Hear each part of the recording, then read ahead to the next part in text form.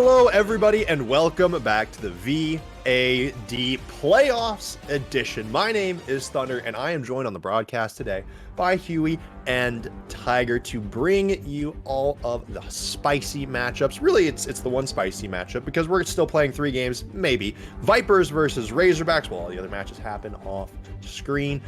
How are we feeling today, boys? We've made it to playoffs. We've made it to best of 3, and we are down to only 8 teams.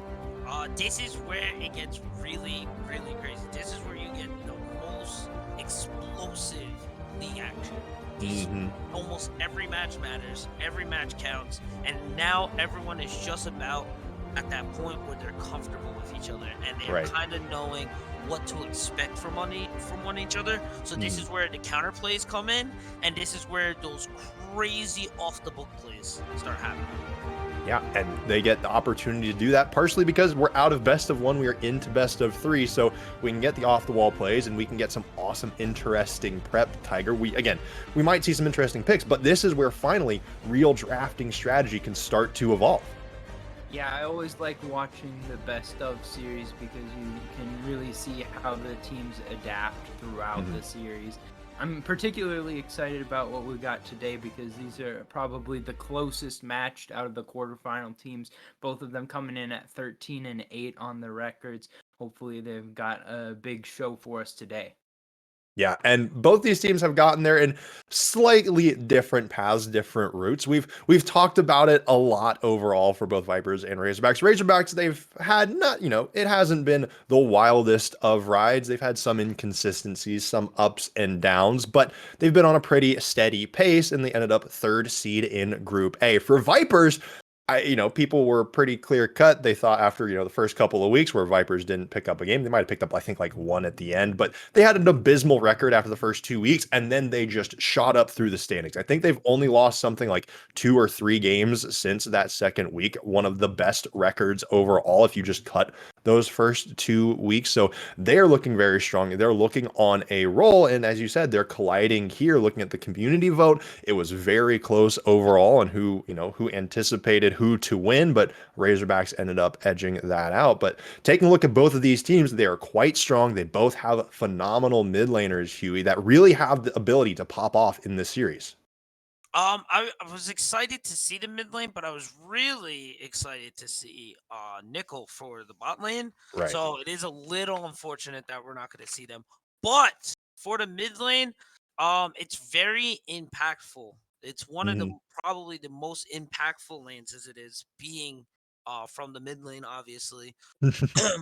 It's weird to see it though when it's normally the bot lane where it gets really explosive. So to see 2 mids go head to head, almost like Worlds LCS, it's kind of exciting to see. Yeah, that's we've been seeing high powered mids across the board. If you watched Worlds this past weekend, it was all about the mid lane. It seemed that the players absolutely popped off. Or maybe we're not going to get world championship level performance here, but the hype can still be the same because these teams will get just as scrappy. But Tiger, I do kind of want to come to you a little bit. Kind of, mid lane power picks haven't exactly been topping the charts in terms of picks and bans. It's still Misfortune and Seraphine that are 80% pick rate, and everything else is just falling off way below that. But for these mid laners looking to carry the game, I think our bottom lane, we'll talk about that in a little bit, but if we're looking at the mid lane, what do we want to see? Do we want to see some more supportive stuff? I know we've seen some Galio picks and whatnot, or do we want to see like flashy Akalis? What are we expecting out of these mid laners? Yeah, one pick that I'm high on recently is the Syndra. With the Syndra update, she gets to her power points a little bit earlier on. I think that she's got a lot of matchups where she's at least strong in them and has some agency to work through the matchup pretty well. And then if you can get ahead on Syndra, can get all those splinters stacked up, then the ult just starts popping people off and getting one shots out. So that's a pick that I've got in mind for this series. It's something we can certainly keep an eye on for both of our mid laners. Webb for Razorbacks and Toasty for the Vipers. And both of these players have topped, the charts in terms of stats kind of across the, and when I say top, they're top 5, top 10. Toasty, 3rd highest KDA. Webb with the 3rd highest kills per game. And then Toasty with the 3rd lowest deaths per game. So Toasty, very hard to kill. Webb, Bloodthirsty, I think is the right word to say here. I was trying to find the correct description. So, Huey, do we think this matchup, with Nickel not being able to show up, do we think this is going to be about the mid lane, or do we think maybe the jungle will be able to make it happen? Is Toasty just gonna kind of have to be the sponge for Webb's almost MVP caliber performances so far throughout the split?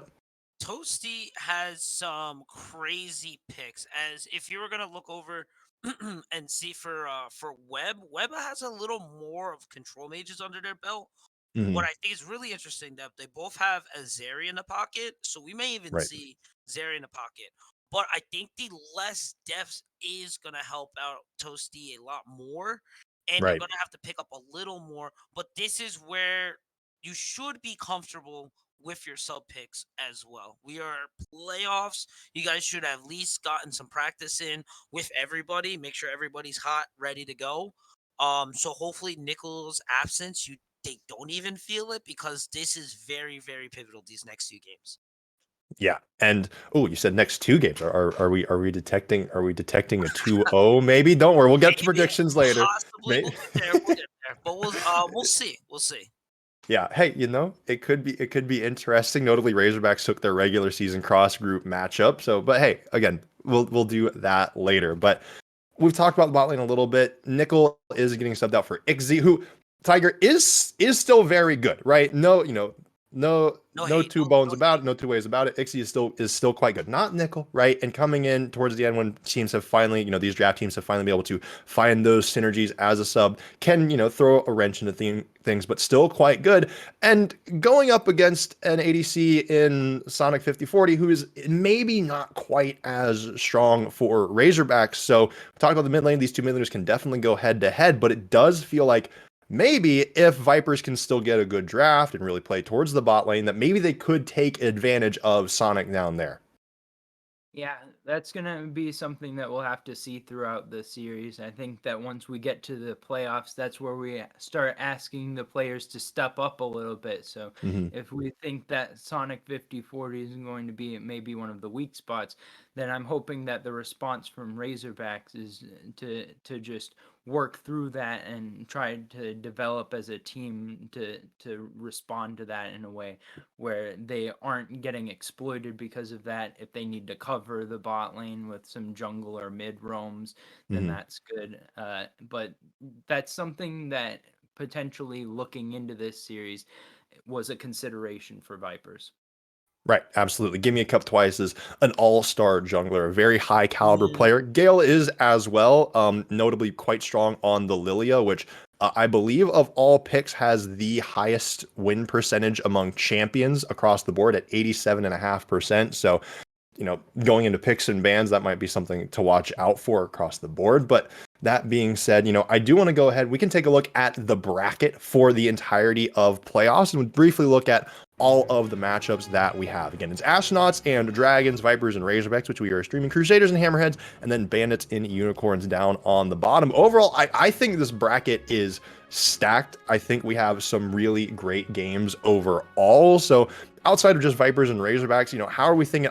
Before we get into our actual predictions, talking about Vipers and Razorbacks, who do you think has the best shot of making it all the way?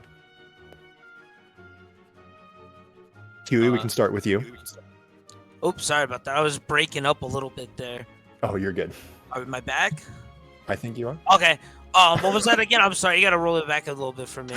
You are good. You are good. So we're taking a look here at the overall bracket, and before we jump too much into our Vipers and Razorbacks, positions, we talked about them prepping. Who do we think is potentially going to be able to take it all the way here?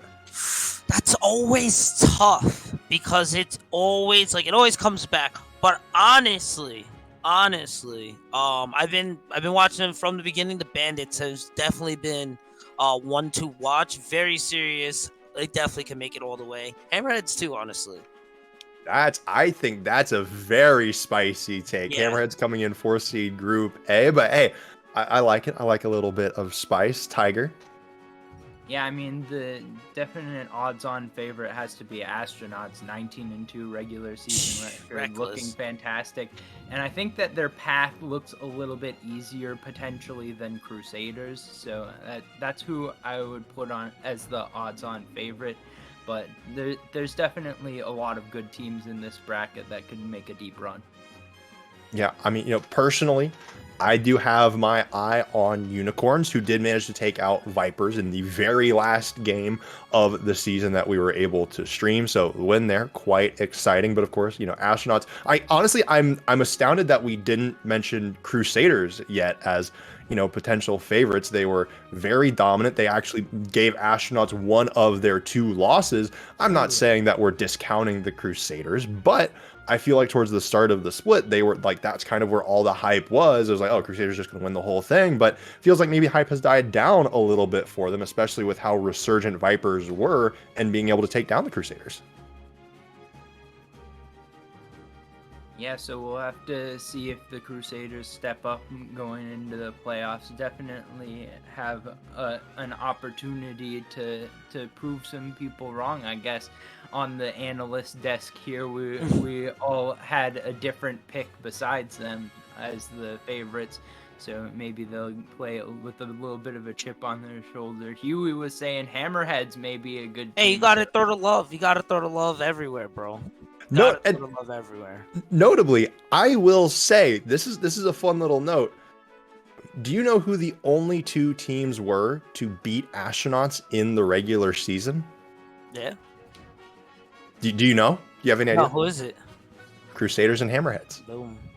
They were the only ones, and they are matched up first in the bracket. So, I mean, if you want maybe your top 3 teams, all I'm saying is Astronauts had the best record. Crusaders and Hammerheads, the only one to take them down. Maybe those are our top 3 teams. Who knows? I'm not one to decide that. I'm just the host. Now, that being said, we'll come back to our Vipers and Razorbacks because, of course, we have to have predictions for that. So, for the series today, it is a best of 3. So, Tiger and Huey, I'm going to turn it to you. Tiger will come to you first. What's your prediction? What's the scoreline? Give me some reason. Give me some meat on those bones. Some meat. Yeah, I'm going to go with Razorbacks 2-1 because I think that these are some very closely matched teams. I definitely expect it to be a 3-game series, but I think that with Nickel out, it's going to be a struggle for Vipers to come strong out of the gate.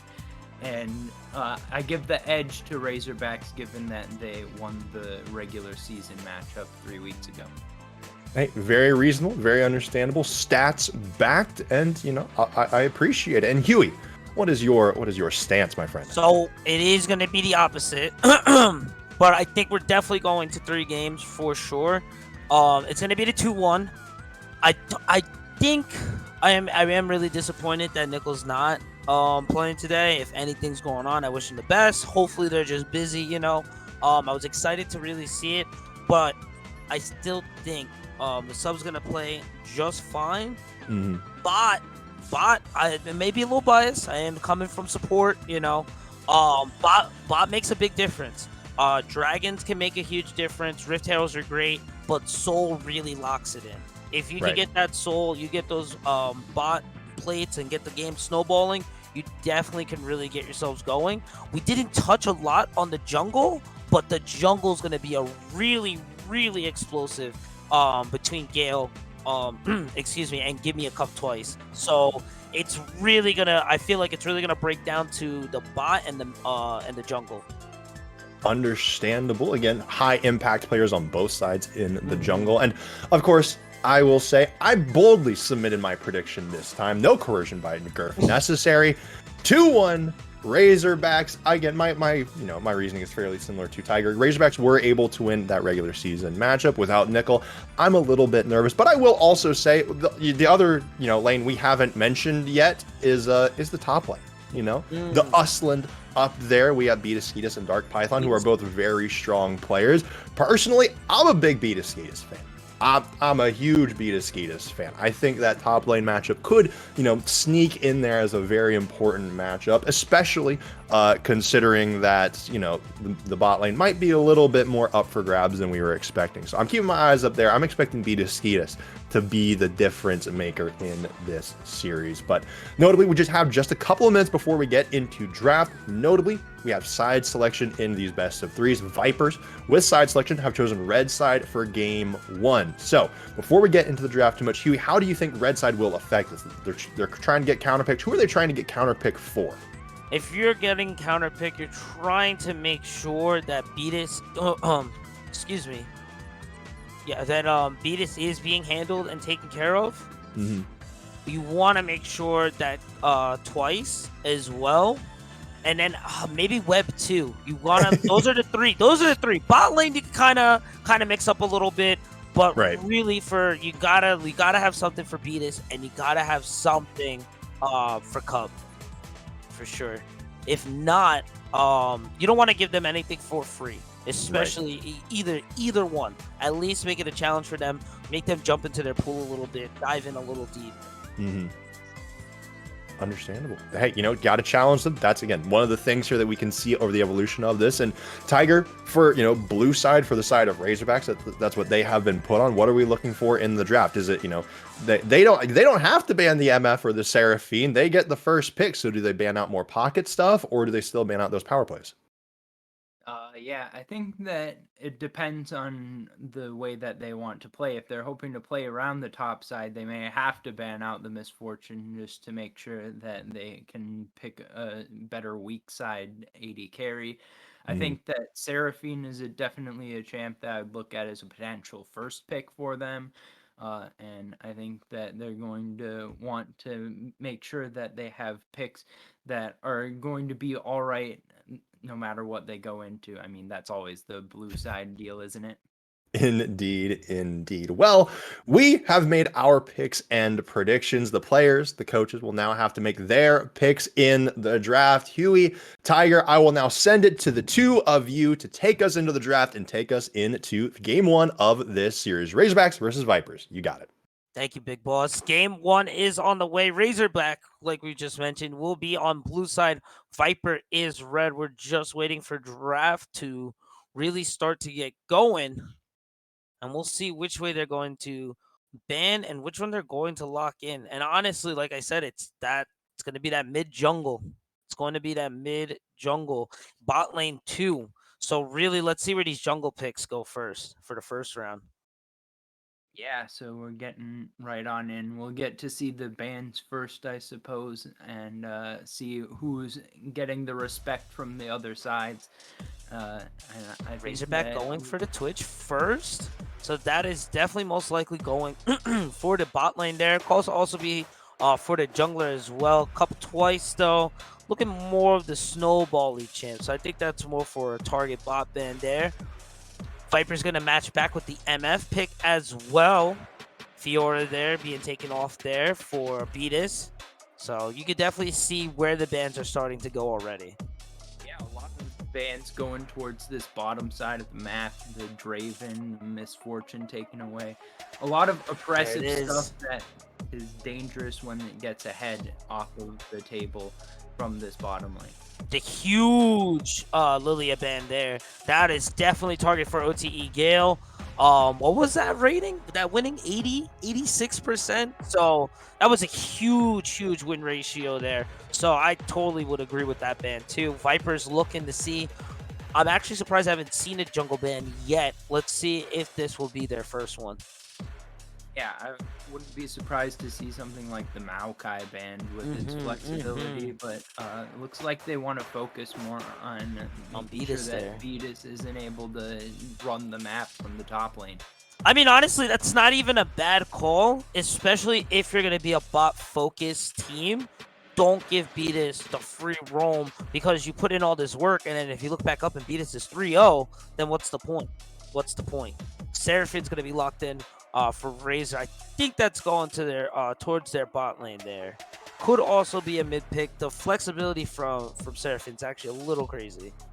Yeah, I think that they're probably going to want to put it as either the bot lane or the support. If they are wanting to play weak side on the bottom lane, then having that Seraphine plus something like a Lux potentially, or something that can roam well, is going to be really nice. Has a lot of wave clear available, and is impactful even without having a lot of gold.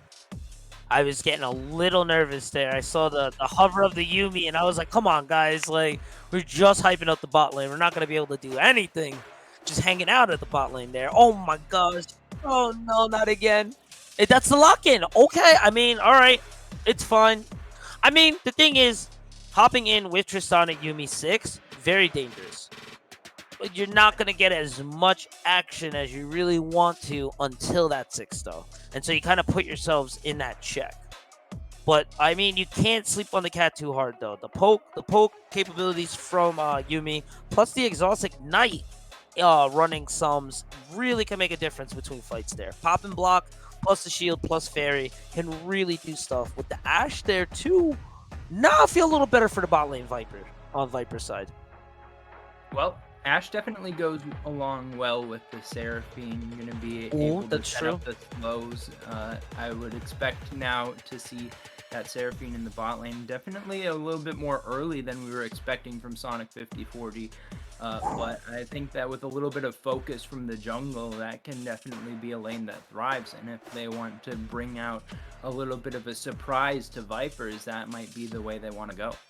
Cup hovering here for the Zac, and you can already start to see RZR's attack plan here. It is going to be that level 6 all in, start with the enchanted crystal, start bouncing, and then wrap it up with an encore.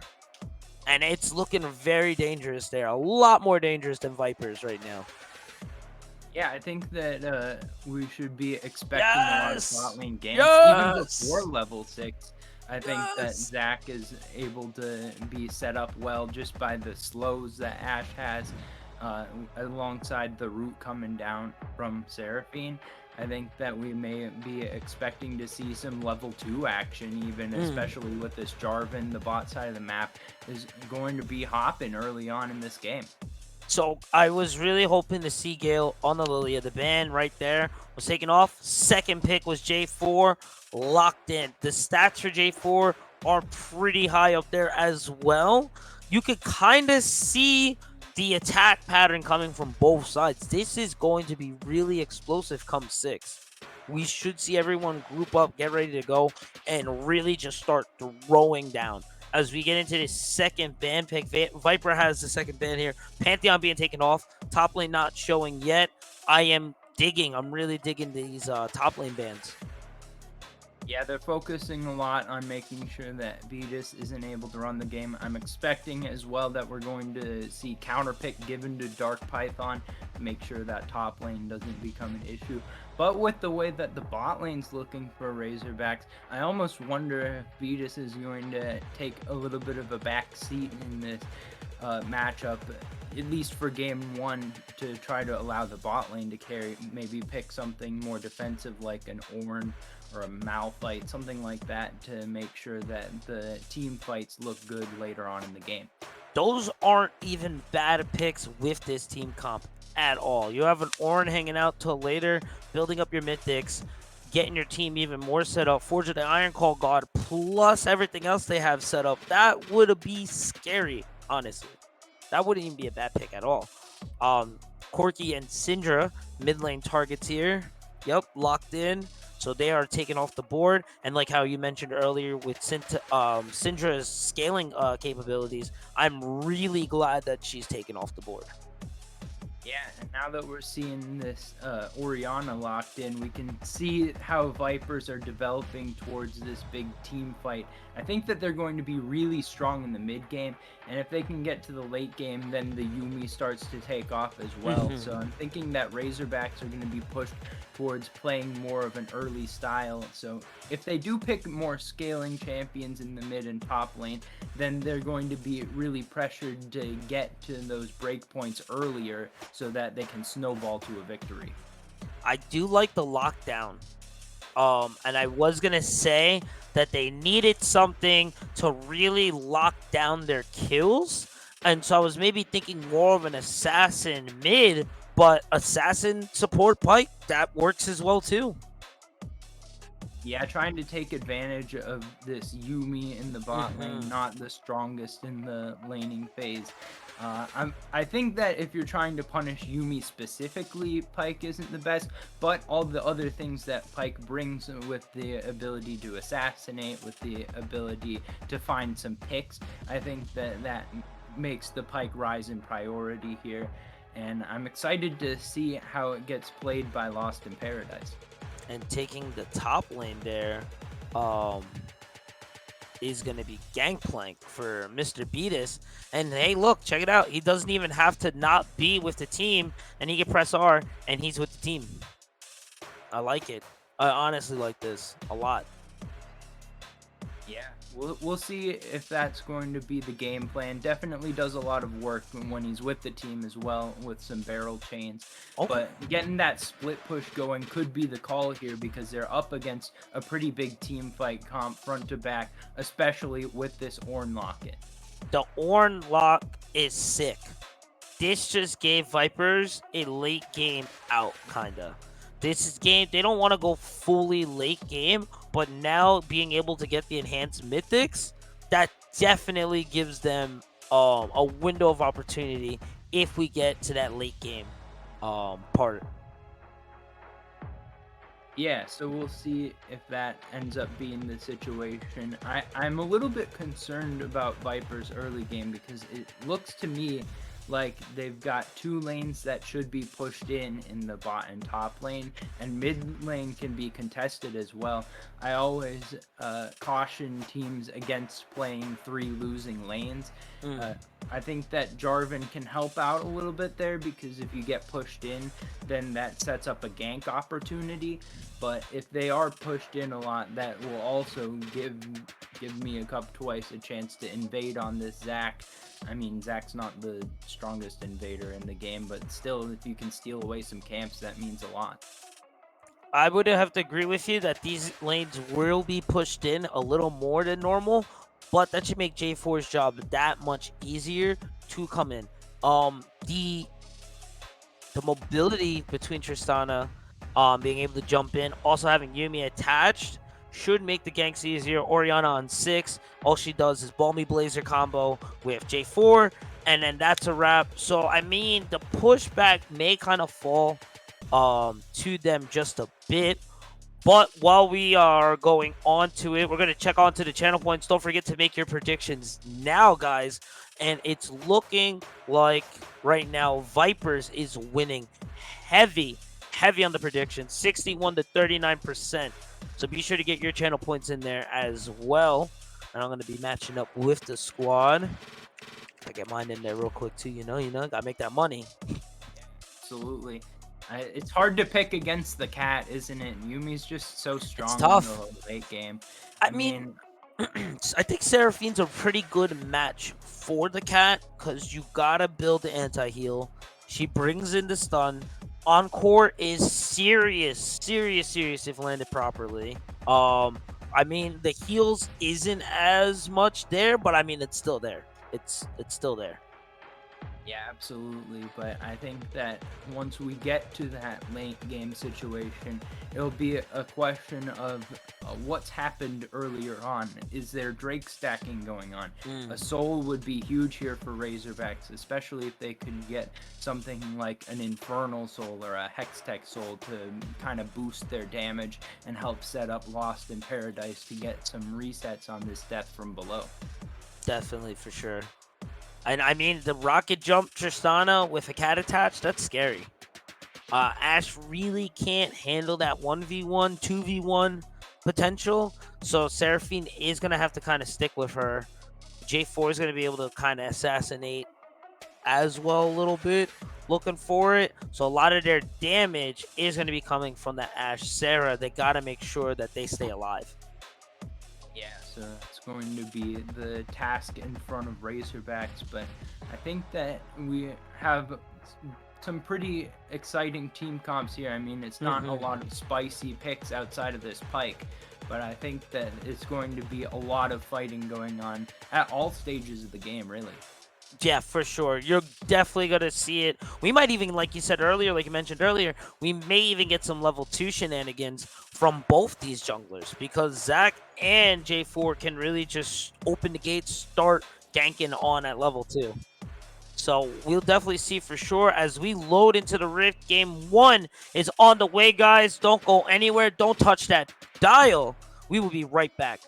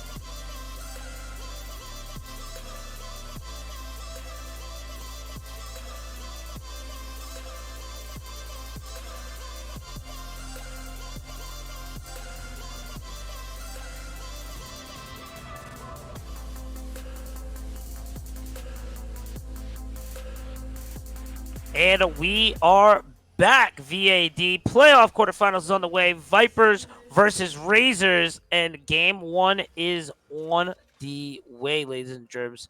And let's see if we get a little bit of shenanigans. Razorbacks on blue, Viper on the red side, and oh, we might get a little shenanigans. Yeah, Caught on we a were ward, talking though. about level 2, Huey. It looks like we might have stuff going on level 1. That ward spotting out the invade.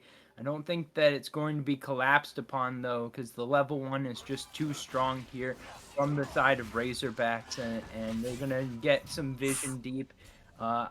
I wish that we were seeing a punish with some vision being gotten on the other side of the map, but I think all the wards were already expended. So Especially that you knew that they were coming because they got caught on that first ward through the river. So you knew that they were on the other side. You definitely should have gotten some vision over on blue side. You didn't even get where they kind of interact or intersect between each other. So that's a little unfortunate. Really unfortunate. Good eye on catching that too. yeah, it looks like all of the wards were used in the 5-point spots. So instead of just standing there, they ended up going for putting down the wards and retreating. Maybe they were concerned about someone getting hooked if they actually stood on the 5 points. But whatever the case, a little bit of a missed opportunity there, I think. But they're safe for now. I don't think it will do too much. Hopefully it doesn't. Looking over any runes, masteries out of nowhere, or out of the ordinary here. I think we're all good checking up here, except maybe for J4. Yeah, nothing too much exciting. I think that Level 2 is gonna That's be caught on the bot lane first. Exhaust is proc. She is CC'd and they can't attach back. The cat is dead. First blood headed over to blue side. Yeah, I did not expect for Yumi to be caught off, especially this early in the game. Sunny getting picked off though, Lost in Paradise setting it up, and now Sonic 5040 with that opportunity to get the big advantage in the bot lane with the first kill going over. Yeah, and that is not where we expected them to get a first kill at all yet. Oh, speaking of there, gonna get caught out. Flash is there. OG Gale is there. Another flash is gonna be procced again. Lost in Paradise is on the run. Ignite is available to hop over, but not gonna be able to get the Zumi speed up boost because Yumi's still level 1. Yeah, that was a good job there by Sonic 5040 once again, putting down the slows with the frost shot, able to avoid letting Gale walk right onto Lost in Paradise. And that means that the kill can't come through. It does mean that there's a couple more flashes burned, but able to dodge out this first gank, and that was probably the most threatening one that we'll see for the time being here from Gale. They definitely wanted to at least trade back for the kills to kind of get that advantage there. Sorry about that. Just checking Gale there going mid lane. Thought we were going to get a little more action. He's just waving to say hi. Just saying hi. But got the sums. You did, excuse me. Razorbacks still win that that trade there with getting the kill and getting the slight gold lead for their bot lane, which kind of that's not what I was predicting for their bot lane at all. And I think that's gonna slow down Ixie and Sunny a bit too once that 6 comes around. Yeah, definitely gonna be watching to see if Sonic 5040 can expand this lead. Already going to be up a long sword's worth of gold, even more off of that first blood kill. So we'll see if that translates into anything. First gank not going to land from Give Me a Cup twice, but farming pretty well on the Zac, so going to be just fine there. Yeah, that wasn't bad at all. An attempted gank in the mid lane. Oh, is he going to hop in for the bot lane? Ignite is going to be proc, pop and block as well to be procced. Sonic may have to retreat back. Lost in Paradise already on the run back. Rocket Jump is all about 10 seconds away. I don't know if we're going to get the full dive here, though. Junglers are not in any area right now to help out their bot lanes either. Yeah, Yumi does a lot of things well, but diving is not particularly one of those things, especially at early levels in the game. Ooh, Webb catching a really nice downbeat there. Dropping the Q for 3, and he picks up a kill in the mid lane. was gonna say earlier that we talked about Webb being one of the most bloodthirsty players in the league. Seraphine not noted for the solo kill potential, but right there we see why it is that Webb is at the top of that leaderboard, getting a solo kill even in the Seraphine versus Orianna matchup. The thing is, you gotta respect the Seraphine damage, especially when she is not support. She hurts. She hurts. And if she gets the full combo, you're definitely gonna feel it. Yeah, I mean, that's not even on items though. That was on what? That was on a Doran's tier. ring plus tier. Yeah, that's just a lot of damage coming out from the base damages. Potentially Toasty getting a little bit greedy, staying too long. We see the experience going to be a big lead for Webb. But now that the solo lanes have level 6s coming through, always have to be mindful of the potential for Cannon Barrage to impact any skirmishes that you may be having. Yeah, that is actually a really good call, because it may seem like the fight's winning for your side, and then all of a sudden Cannon Barrage just lands on your head there. And it could definitely be a game changer here. I think we see Gale, though, coming in for a gank mid. He's kind of floating in the curtains there. Yeah, could be looking to steal Sonic. the red buff as well, but gonna Sonic be also on the rotate there. Gets spotted out. That's all right, though. Yeah, no harm, no foul. I think that that's going to allow Give Me a Cup Twice to get this invade off. Pressure top, and now pressure mid with the kill going over to Webb as well. So that should mean that the top side invade is pretty safe here for Give Me a Cup Twice. And that's going to help expand this 1k gold lead that Razorbacks have. And that was what you touched on that a little earlier, too. With these failed ganks, it may be a little no harm, no foul, a camp here and there, but that gold really starts to make a difference when we start getting into these huge team fights. Checking over mid lane right now, Webb putting on the heavy damage. Toasty nearly is going to have to retreat back. Webb on the rotate as well. Cup Twice is there. Checking top side real quick. Dark Python is going to have to recall, but Ixie and the Cat are here. They're going to hop on in. Toasty's going to jump on over. Cannon Barrage is going to be used, but not in the best terms there. So, I mean, they got the Cannon Barrage out. Nobody died. I don't think any sums were proc there, but overall, not bad over for the side of Viper.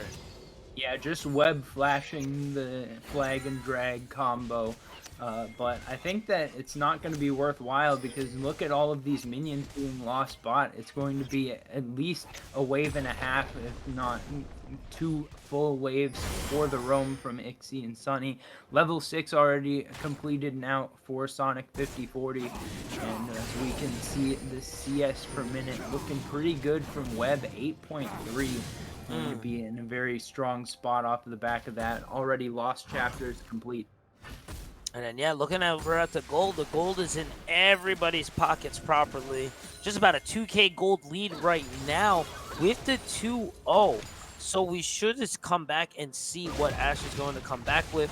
And really, all that gave her extra was the Greaves. I thought the lead bot lane was a little more significant than that.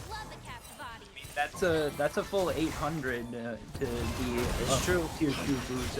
Oh, it's a full 1100 because there's not even tier 1 boots for Ixie. But now a gank coming in top. Flash is going to be proc there over from Dark Python. Cup Twice is able to land the rubber and proc the flash, but I think that's all they're going to be able to get from that. Yep. Getting that flash though means that it could be punished on a regank. Could even be punished by missing Enchanted Crystal Arrow through mid lane. Oh, wow. Very aggressive. Watching up, but look at that damage there. Hops in, hops out, gets one. See you later. All done. That was so fast. Yeah, Ixie just pulling the trigger right Ixie on top on of the Sonic trigger. 5040. Didn't even matter that both sums got blown. There was no way out of it. No time even to land the Enchanted Crystal Arrow. That was just a stunner right there. That was so fast. And you know what was crazy? Sunny wasn't even 6 yet.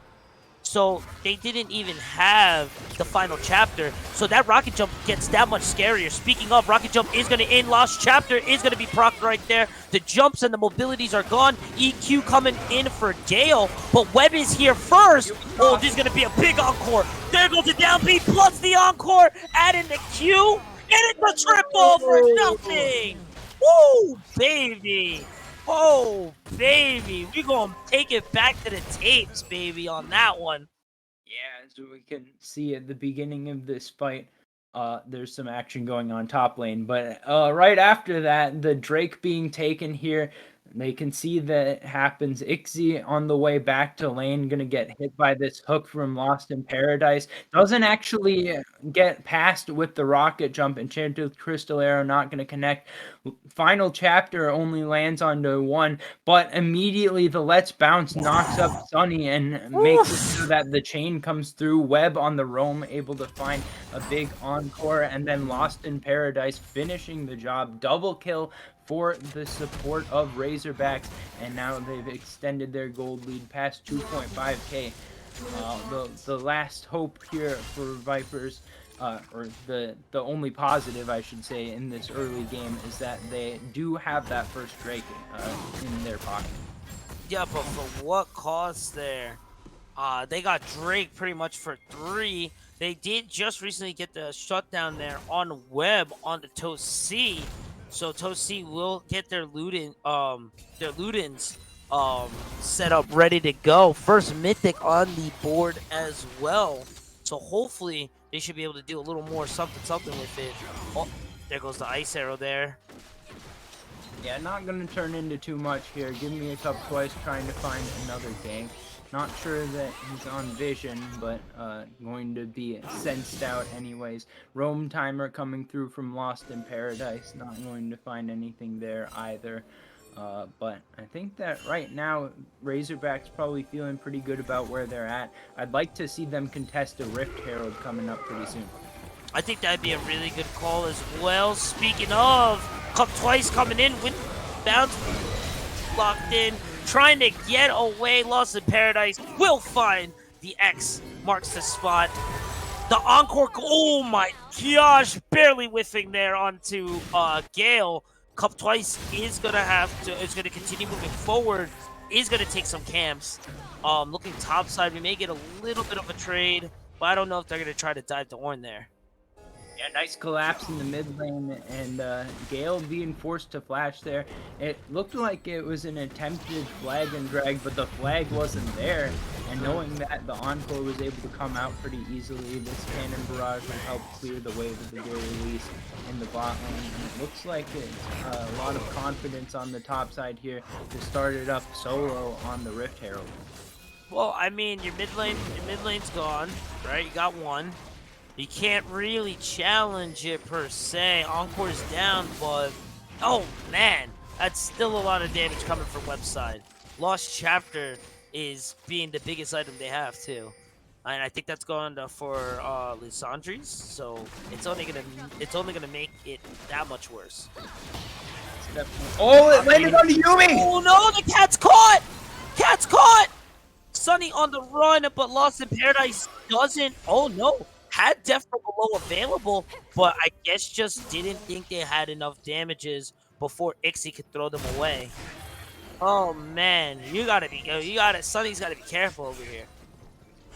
Yeah, Sunny's having a rough time early on in this one. It looks like it might be also a first item Temtech Putrefier for the Yumi, trying to prevent the Seraphine healing before it happens, but I think that's going to really set back the laning phase even further for this Viper's bot lane. Uh-oh. Gonna have to hold on that moment there yet again. I feel like I'm getting... I just saw this. Just happened less than 2 minutes ago. Cup Twice coming in. Lost in Paradise with the roam as well. That CC chain plus Death from Below is gonna be another kill on the Toast C.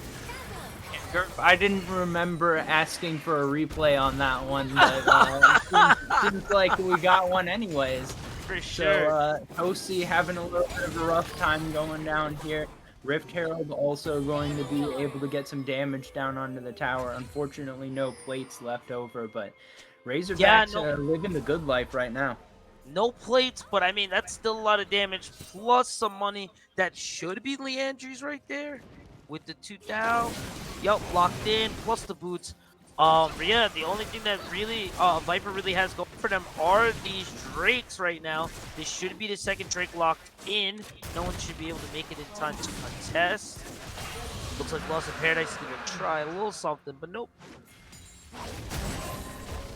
A little bit mystifying me that there's been such Oh, low Ixie with the priority rocket of jump, gonna picks. force the flash, gonna chase there, lost chapter, Enchanted Ice Arrow is gonna proc, and then, the Enchanted Ice Arrow is not gonna be enough. The jump back to Cataclysm, Lost in Paradise is in trouble, gets the shutdown, Ignite being procced on Cup twice, is gonna go get, gonna retreat back there.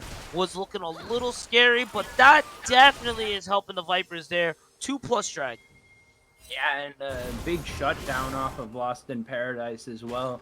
I was expecting to see an attempt of death from below over the wall. Ooh, the rocket jump getting caught out there. Sorry to cut you up there, my friend. Poppin' block coming in to help her out. Look at that trade flip there. That is the power of the cat, but it's not going to be enough to heal. It is.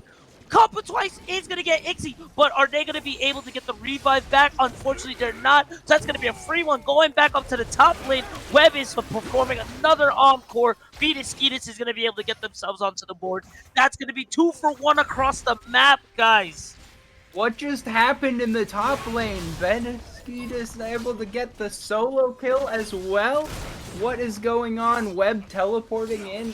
I don't know what's happening here, but Razorbacks are loving it. They're going to be able to pick up even more advantages. They're going to be able to push for a couple of towers here, potentially. I think this top one's down, and the bot one's taking a lot of fire as well, but that's going to be a big swing of gold back towards Razorbacks as they end up throwing, but it gets tossed right back to them on the back end of the play. This is a seesaw of a match. The back and forth is actually really ridiculous. But Razorback still holding on strong. 5K lead right now. 5 kills ahead as well. Really just missing out on those dragons. The towers are definitely helping as well too. Is there any way we can get a replay on what happened in the top lane? It might be a little bit too far gone since it happened, but They just got they got the roam on there. Got to give it over to Webb too. Webb has been all over the map. Yeah. And now with the Baron coming. Lost in Paradise with the hook. Stun back. Gale is gonna have to use the Cataclysm to escape. Lost chapter plus the post C dodgeball is gonna make a flip back there. What? It was a bait. What? It was a bait all along, Huey, and this may be a bait for more this fights may be coming a out bait now. due to triple stun CC. The 6-second lockdown. Izzy is on the run. Portia to call the iron call is going to come back. Read the flash onto Webb. They do get one. Rocket jump is available. EQ coming from Gale. Couple twice is trying to get onto their back line. He's able to add in a little CC. Betskeets is here, putting on the crit damage and gets 2. Oh my gosh. What a big fight coming out here, and Razorback on the thinnest margins able to come back on top. Let's see if we can get a replay here, but we've got another fight going on right now. Oh no, Victoris is still on the back. They're Lost in Paradise, putting in, easy, pulling the trigger, going up, getting the rocket jump, in, out, bang, bang, boom. What? This is a certified Yumi moment, everyone. Oh my This is what happens gosh. when the cat is able to press E, press all the buttons. Here's our replay from the initial fight, and missing the final chapter there. But watch everyone come in through the river. Dark Python trying to find a flank there. Webb able to start the fight off Look well how with the long that encore. CC chain Post is. CC, Oh. it goes down immediately. Ixie able to buy a lot of space and try to turn this fight. Dark Python seems pretty deep here, but Webb is just focused down immediately by the explosive shot, and now we've got maybe more action coming in. Not going to be quite yet, but Beatus comes in at the end of the fight, able to pick up a double kill and turn the tides. Already 2 items complete on this gangplank. Insane, and this is what I was scared about. when we were going for pick and bans, I didn't want Skeeters 3-0, and look where he is. He's 3-1. It's just as bad. It's just as bad, man. A lot of items there. Collector of Essence Reaver is here. So with these drags already secured, they cannot drop another one. And I don't know. Do you see the future? You called it. It's Hextech. So Well, we'll have to see if it gets contested here. Vipers picking up the first 2 Drakes. It's starting to look like they might need to pick up a 3rd one here to get pressure on the map, but they're going to get collapsed on here.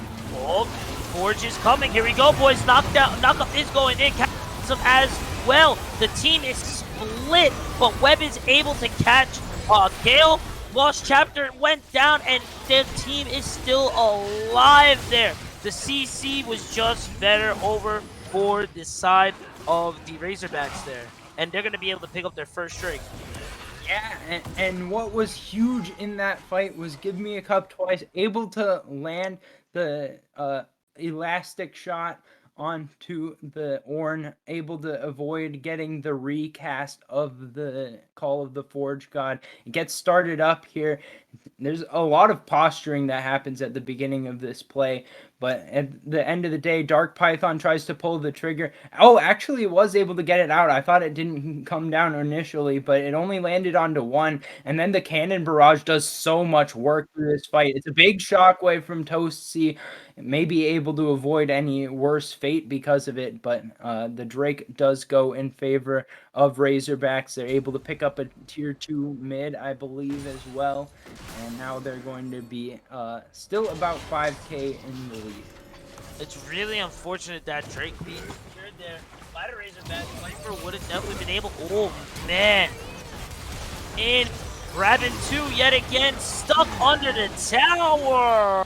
Sonic is going to grab 1, twice is going to grab Toasty, and I think that may be the Baron call here. We're going to continue moving forward. Encore is going to extend out a little further, but it's not going to be enough. Izzy's going to have to bust a shot. Zach off of them and Lost Chapter being gone. I think that's definitely going to be a rotation to Baron. Yeah, so that means that without any ults, it's going to be very difficult to contest. We'll see if Gale can get into the pit here. Has that smite available to Flash as well. 6K is going in. Lost of Paradise is going to catch him. Cannon Barrage plus the death of the sea. X marks the spot, baby. That's going to be a pretty free Baron. Yeah, Lost in Paradise finding something there, able to pick up the treasure. Gale goes down, the Baron is in favor of Razorbacks, and now all they have left to do is break the base. Yeah, we may be seeing the last couple minutes of Game 1 right now, and Razors really strutting their stuff there, kind of out predicting the predicts from both chat and from myself. This is a crazy, crazy Game 1, and they are definitely on the way to closing it out.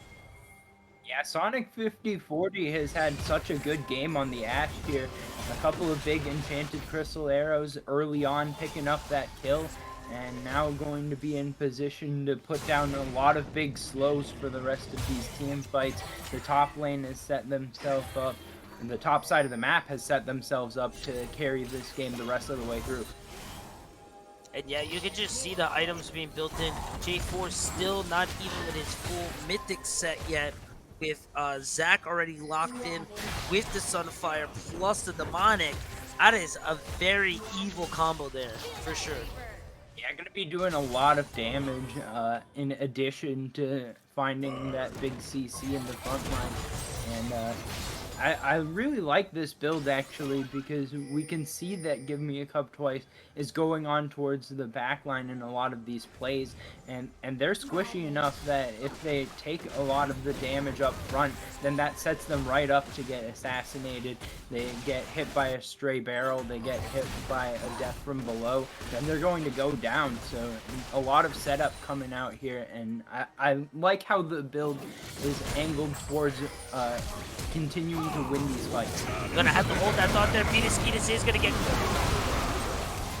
He's gonna be caught. The cannon barrage will be dropped. Ixie's getting pushed back away from Cup twice, but will get propped there. The lost chapter plus the rocket jump. TP save on the Zac. It's not gonna be enough though. giant encore is going to hit. Webb is by himself, and they're going to do massive amounts of damage. But I don't know if them by themselves is just going to be enough. But they're going to find two there, actually. Sonic 5040 is going to be able to hold on to their backline as well, too. And that actually fell to the side of Razorbacks. What an insane fight. 4 for 4 overall. But Sonic 5040 going to be able to push towards the base now. Not going to go for it. Gale on the respawn here. But that fight looked so good for Vipers. They were able to get the initial play. Here we have the replay. They jump onto Skeetus. He's able to get the initial kill onto Gale, but blowing up that big damage source. Webb isn't here. It's just Lost in Paradise and Give Me a Cup twice. And they both fall pretty quickly. The teleport saves Give Me a Cup twice, momentarily able to get a little bit more damage down. But immediately off of the teleport, the flash encore from Webb sets it up perfectly, able to take out the major damage dealer in Ixie. Ends up going down, but the burn takes out Toasty as well. And Sonic 5040 able to pick up that last kill to make it an even 4 for 4. And now they've evened the Drakes as well. Yeah, man. I mean, it's honestly looking like the final touches here. We got a touch, though, on the Ornn. Dark Python is finally after 13, so he's going to be able to start making the other mythics for the rest of his teammates. So the window of opportunity may not be fully closed, but they're going to have to be on their P's and Q's and on their tippy toes here if they're going to want to continue to game. VPR lets them know that they're there. The Death Brush not quite going to work out, but the barrels are still pretty menacing. Could end up putting down a lot of damage leading up to the next fight. No Drakes coming up in the next little while, but Baron will be up in a minute 45, so we'll have to see if that's going to be the next spot that we're finding fighting. It looks like the aggression is still here, trying to find some picks from the side of Razorbacks. Yeah, I mean, as they should. They have the advantage. They need to continue pressing it as hard as they have been, so do not give Vipers any chance to breathe. Don't give them any chance to snap back. Just keep applying the pressure, keep running them down, and just keep them at bay. It's the best thing that you can do.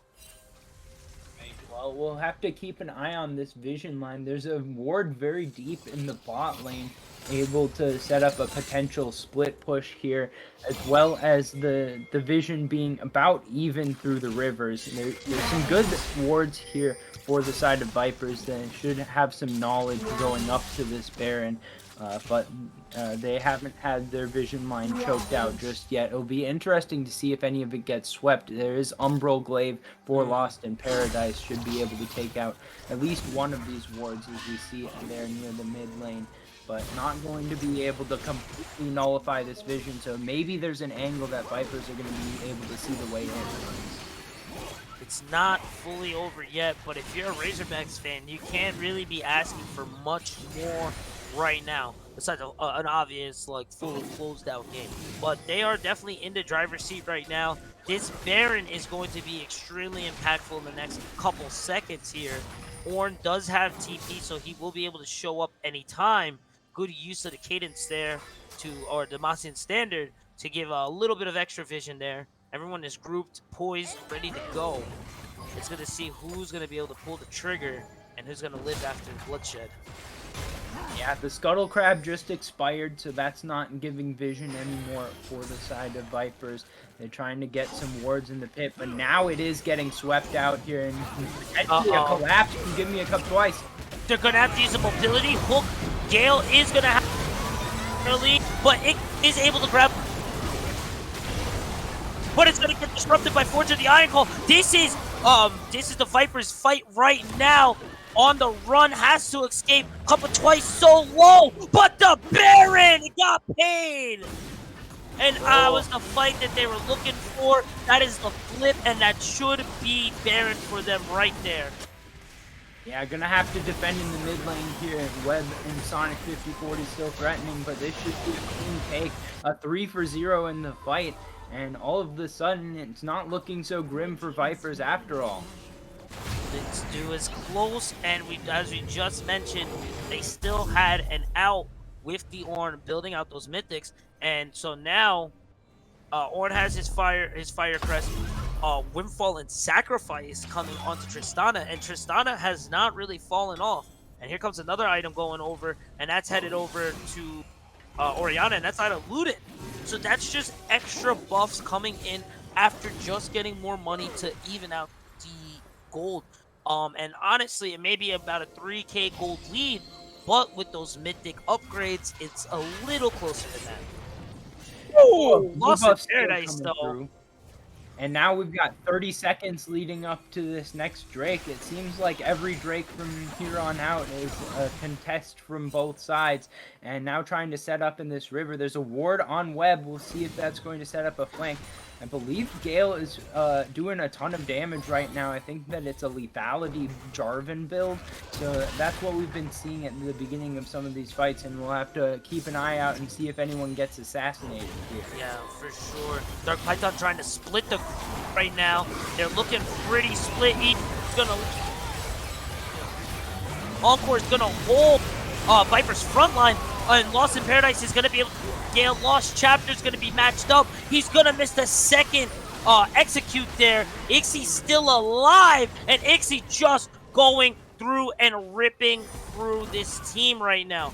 They don't really have an answer for this Cat and Yordle going for the light dive, and yeah, that's going to be a real easy click. Yeah, and it seems like at this point in the game, it's all of a sudden Vipers who have the winning team fights with Gale. Going into the back lines at the beginning of this plays with the Sunfire plus Umbral Glaive is able to put down so much damage and has to be responded to. But on the back end, if you turn around and try to fight Gale, then Ixie is able to come in, bringing the Cat alongside and just put down tons of damage. The DPS from Tristana is so powerful at this point in the game. And I think that Razorbacks need a shift in their strategy. That was way too... I felt the icy breeze of that enchanted ice arrow over on Ixie's neck there. Always a little bit of a strange hitbox there. I think that the middle of the arrow is what you have to watch out for, but doesn't quite connect on that one. Ixie playing a little bit of a dangerous game, but the gold lead finally swinging the way of Vipers. They're going to be able to lean into these fights a little bit more going forward. Gale and Dark Python are doing a great job setting up the engages, and now I'm thinking that Razorbacks need to find some more of these skirmishes. Up twice is going to get picked out here. Fortune Iron Call, cast it. He's going to miss, and it's going to be a 4v1 pick. Beautiful shutdown there. Yeah, so that's going to help a little bit. I mean, still up against... the Baron buff is no longer on, but 4 strong members pushing this mid lane now. It's going to be a necessary recall coming through. Web on the flank here as well, trying to chase down a play, and Victoris in the top lane pushing forward. We'll see if they're able to collapse. Oh, Enchanted Ice Arrow. Cannon Barrage is going to drop there on the tier 3. Couple twice is going to land on Toast C. Web getting caught out is going to have to hourglass their way through. Orianna's going to pick up the dub. Lost Chapter, add in the extra CC plus the heals. The Orianna flashback for the triple with the forward push is going to be the quadra. And I think that this was the flip and the end of the game. No way! Victoris can clear out this wave. We have to see it happen, but the barrels do so much work. Going to be cleared out though. Oh, they're just gonna go in! He's just gonna go in with the hourglass finish! Oh my gosh! Call it a pancake, because that was a flip, ladies and gentlemen. They got their way back into this game, one right from the abyss. Yeah, Viper's able to turn the tides of this game after being so far behind earlier on. And I think that the big thing that sticks out to me this game is that we saw that Vipers were able to pick up those first 2 Drakes, and with the massive lead, there was no chance to pick up the soul for Razorbacks. Yeah. Congratulations, Vipers, on picking up the first game in this series. I quite frankly am stunned, shocked. That was an explosive game, to say the least, and an insane comeback from Vipers. We've had multiple of these massive comeback games, and I mean, overall, if you're Razorbacks, if you lose the first game and it's kind of a convincing loss, but you don't, get a, just mollywopped, from a team that's down 9,000 gold. I think your mental's probably better than whatever they're going into game 2 with. But I will say this was a very well played game from Vipers across the board, Huey. It seemed that their team coordination was through the roof. It was definitely through the roof. We touched on it earlier before. It was just a bot diff, baby. Izzy coming in, pulling the trigger faster than we could even react. And yeah, I will say I think we can all apologize. We were doubters of XZ just a little bit, but they absolutely performed, and they performed to the absolutely highest caliber, 34,000 damage. So very good on this Tristana, extremely impressive gameplay. And before we get into the next, before we go into a brief break, I think I do want to kind of talk about very briefly. I think for Razorbacks, they drafted this GP Tiger, and I was watching, I was paying attention. I think for the last 10 minutes of this game, GP just had TP up and didn't go to a side lane. Yeah. Well, he definitely was trying to go up there once or twice, but the team fights seemed to keep coming, and it seemed like Razorbacks more wanted to play around that team fight situation. They were ahead until so late in the game that it seemed to make sense. They didn't want to give up any opportunity to give away any picks, but it ended up leading to them having less pressure on the map and fighting 5v5 into a very strong late game 5v5 team comp. Yeah, and Huey, before we go on a break, I'll ask you this really quick. Is the Tristana a must ban now, or is the Yuumi a must ban? Which one was the problem? Or was it both? The issue, because it's both. It's honestly both. The rocket jump, engage, plus the retreat and disengage. So able to get the kill, dive in, hop back out, insane. The heals, pop and block, plus the lost chapter, engage, disengage, makes a huge difference. So do you ban one? Do you ban both? I'm not sure. We'll have to see. Not sure. Yeah, we'll have to see. Well, of course, Razorback will get side selection, so we'll keep you updated on that as we come back from break. But don't go anywhere. Again, this is a best of 3. This is the start of our best of 3s. This is not it. We are not done. We'll have to see if Razorbacks can take us to that game 3, or if Vipers will get the clean 2-0. Don't go anywhere.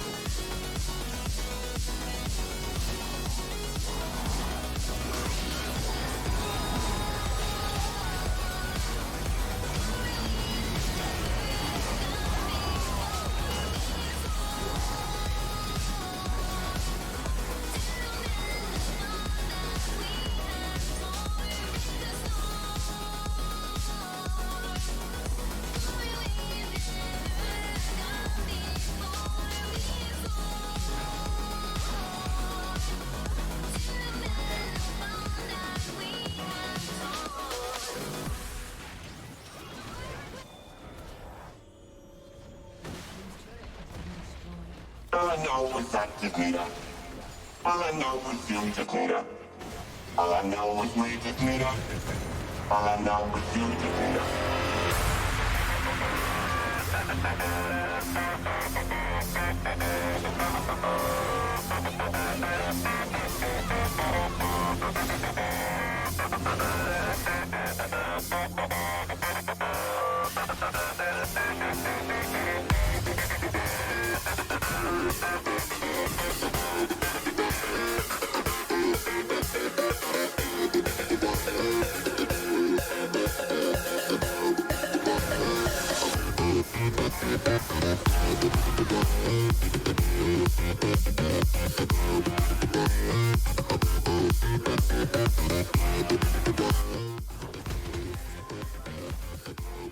Hello, everybody, and welcome back. Honestly, I think I started talking slightly too early, but hey, it is what it is. But we have a very brief update. If you are in the Twitch chat, you will have already seen this. Hammerheads are up 1-0 over Crusaders. Vipers, of course, 1-0 over Razorbacks. And Astronauts 1-0 over Dragons. We don't know about Bandits Unicorns quite yet, but notable that notable that Hammerheads have taken a win over Crusaders. But unfortunately, we don't have a lot of time to talk about that right now because our series, our game number 2, teams are already chomping at the bit to get in.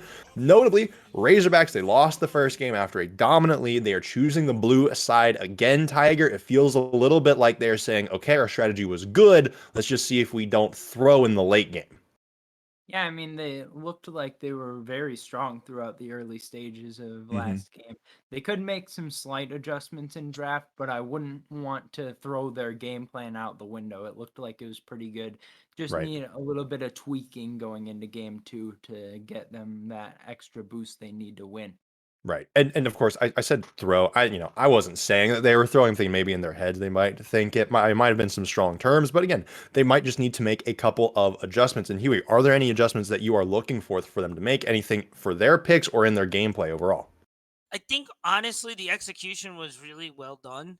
I think it was just the late game opportunity that was available to be opened or to have that game open up from Ornn.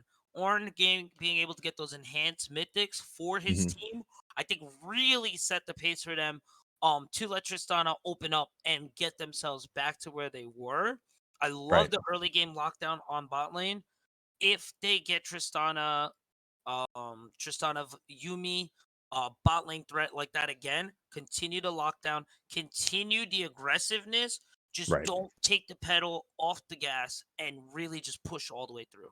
Yeah, we'll have to see again. If Vipers win this, that is Razorbacks going home. If Razorbacks win this, maybe we'll see Web on something different. Did quite well overall in the mid lane, so maybe something a little bit stronger than a Seraphine. I respect the damage, but it's no Azir or a Kali or anything like that. But we will have to see. Huey and Tiger, the teams are ready to get into draft for game number 2. So take it away, boys. Give us another banger. Oh my gosh. I mean, honestly, we were just there for show. We just watched. We didn't really do anything there. That was really the Razorbacks and Vipers for that banger of a game. So game 2 on the way. Same ways. Razor will be on blue side, Vipers on the red side. So first bans will be Razor, picks will be for Viper. And I wonder where Razor's going to ban now. Yeah, I mean, looking back to last game, they focused on a lot of bot lane bans, banning out the Twitch and Draven in the first rotation. They ended up getting punished with something that still was able to have a lot of versatility in the Tristana. But I think that they don't have to change a lot here. I would say that out of all of the champs, maybe switching to a Yumi ban is the way they want to go. I may have to agree with you on that. But I think Tristana was really the issue there. The rocket in and out jump, I feel like was really making a difference here. I think we just got an update on the Unicorn Bandits game. Unicorn is up one game 1. So we'll see who's going to take game 2 here. ADC is going to be banned for Razors. Really strong bot lane picks yet again. Draven, Twitch, and then the Lilia there for Mr. Gale. Looking like the same top bans as well. Razor will have first pick here. Let's see where they go with it. And it looks like they're locking in mid yet again with the Seraphine. I mean, the Seraphine doesn't have to go mid. You can still flex True. that. But thus far, same draft as last game. All the same bands, same first pick. Razorbacks not changing hardly anything so far. Maybe they'll look to switch some things up in the second half of the draft. I mean, they won. They were winning dominantly for most of the game. So, I mean, honestly, if we see about the same draft from both sides, I can totally understand that. With Viper just having to be careful, and yeah, no, I mean, yeah, you have to, you have to, you have to. I mean, I don't see. The thing is, if it ain't broke, don't fix it. I'm a huge fan of that.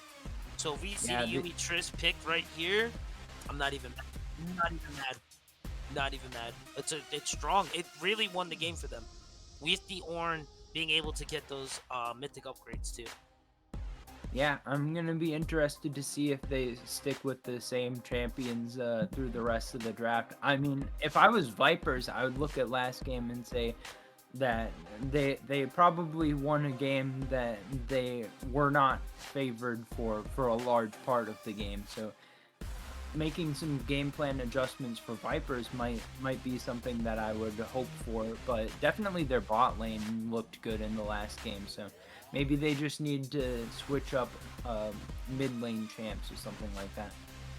Yeah, we'll definitely see where they're going to go with those picks. I mean, the mid lane, I like Ash Seraphine bot lane. So if we get a mid pick here for Razorbacks, which isn't the Seraphine, which I don't take that anyway.